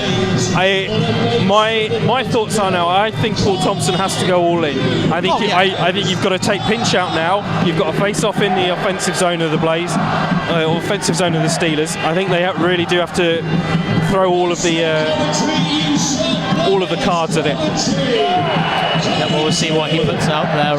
Chuck Webber has a primary power play unit made up of 5 forwards. I'm just looking what the Steelers are throwing out there. They've gone with Nelson, Mosienko, War, Debian, Legui, and the nominal defenseman, which is Ben O'Connor. Let's be honest, if they had a surplus of defensemen and they wanted to, they could throw him up as a forward. You're not going to leave Ben O'Connor off the power play in this situation. That's for certain. Penalty killers for the Blaze: Cowley, Petrus, Jorgensen, and well, would you believe it? I'm being sarcastic. Kevin Noble, of course, he's going to be out there this late in the game. Killed off all of that 5-on-3 for the Blaze earlier in this period. Jorgensen loses his stick. The Steelers will shoot one down low from the point, just wide of Stewart's net, and Jordan Petrus is able to clear that one towards the empty net as the Steelers are going to go 6-on-4 here, as they will advance up ice. Or a loose pass. Cowley couldn't pick it off though. Nelson walks in front of Debian, who's the 6th forward. Noble in a battle for the puck ahead of Nelson. Blaze can't clear the zone, or can they? No, that one's kept in just by the skin of the puck's teeth, if pucks had teeth. 1 minute 10 to go in the game. Here's Ben O'Connor at the point. Shoots to the back door. No one there from the Steelers. They'll reset though quickly. O'Connor will try something again. Plays across to Legui, and that's off one of the many bodies in front of Brian Stewart's net. Mosienko will throw that one down low. Matthew Waugh back out in front. Matthew Waugh, still Matthew Waugh to the back door, and that one just goes wide of the net from Mosienko. Nobles cleared it up into the netting. That one came off something. 19:18 on the clock, 58 seconds left of this Steelers power play. It's a big ask if they're going to get 2 points here. It's a big ask now. They've really got to drive it home. They're going to have to pick up a goal within the next 10-15 seconds if they've got a chance of clawing these 2-goal back now. And the way their power play has been thus far tonight, it doesn't look likely. But well, they have won. They have won, but there hasn't been a great amount of play. However, still possible. So just over 30 seconds to go. Steelers working down behind the goal line, out in front, backhanded away by Robinson. That's not goal bound. Not a bad effort from the Blaze number 23 to try and get within get within 2 now of Jordan Petrus as O'Connor picks up the loose puck, tried to send it to Matthew War on the back door. 15 seconds left in this one. Legui winds up, bounces off Jim Jorgensen on the way through. 10 seconds to go. Legui fires one through traffic again. This is just shoot on sight for the Steelers number 12. 5 seconds to go in this game. The Coventry Blaze have a massive 4-point weekend. They've won 6 on a row against the Steelers, and as Matthew Guillaume Debian shot the puck at the buzzer, took a 2-handed swing at Noble. Well, you talk about your dops, that puts a bit of a downer on what's been a spirited performance by the Steelers, but I don't like seeing that. No, there is no reason for that whatsoever from Debian, and that puts a shine off a great performance from him. And he's going to be ejected for it. He's being shown off it, so I suspect there'll be a little bit of DOPS activity after the. Brad Voth did a couple of instances similar to that in his playing career, and it looks like Mike Quinnell had Debian's stick, and this is going to end up nasty. The Steelers' Culinetti gone round the back looking for a scrap. He ended up getting punched by Chris Bruton, and we have a good old-fashioned brawl with a very angry Culinetti trying to get through the linesman. They've tugged him down to the ice, and it's still going on with Jason Hewitt going after Mike Quinnell. He's watched by Ross Venus, and well, I don't know whether the on-ice presentations are going to take place here for the Steelers, as it's still not pleasant down there. I'm going to have to make my way down there in a 6-2. I might need a bulletproof vest and a hard hat, I think. I think Dean Smith is indicating that he wants everybody off. I don't think he's going to allow the handshakes to take place. So I think it's going to be get the Steelers off the ice. If the Blaze want to do their presentations, then so be it. But I think we'll be seeing the Steelers disappear.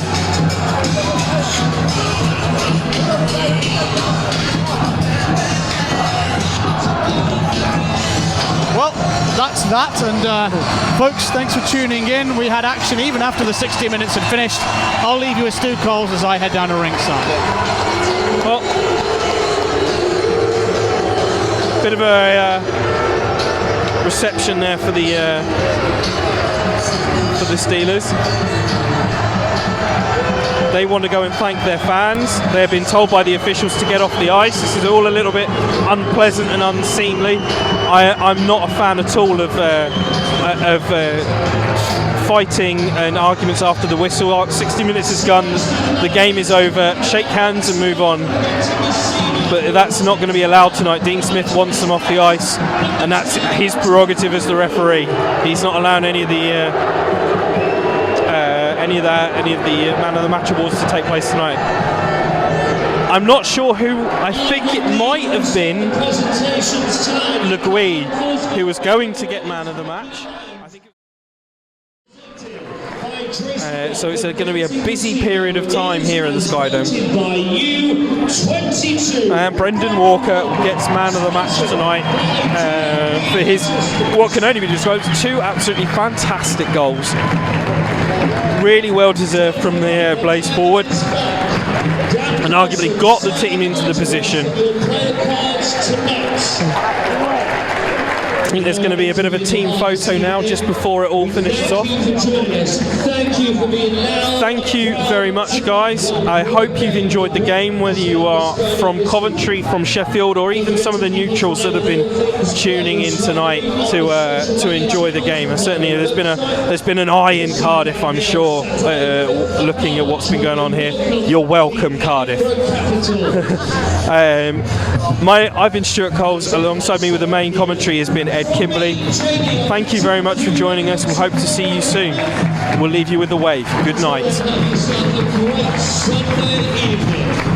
I'll leave you in the hands of the Blacks.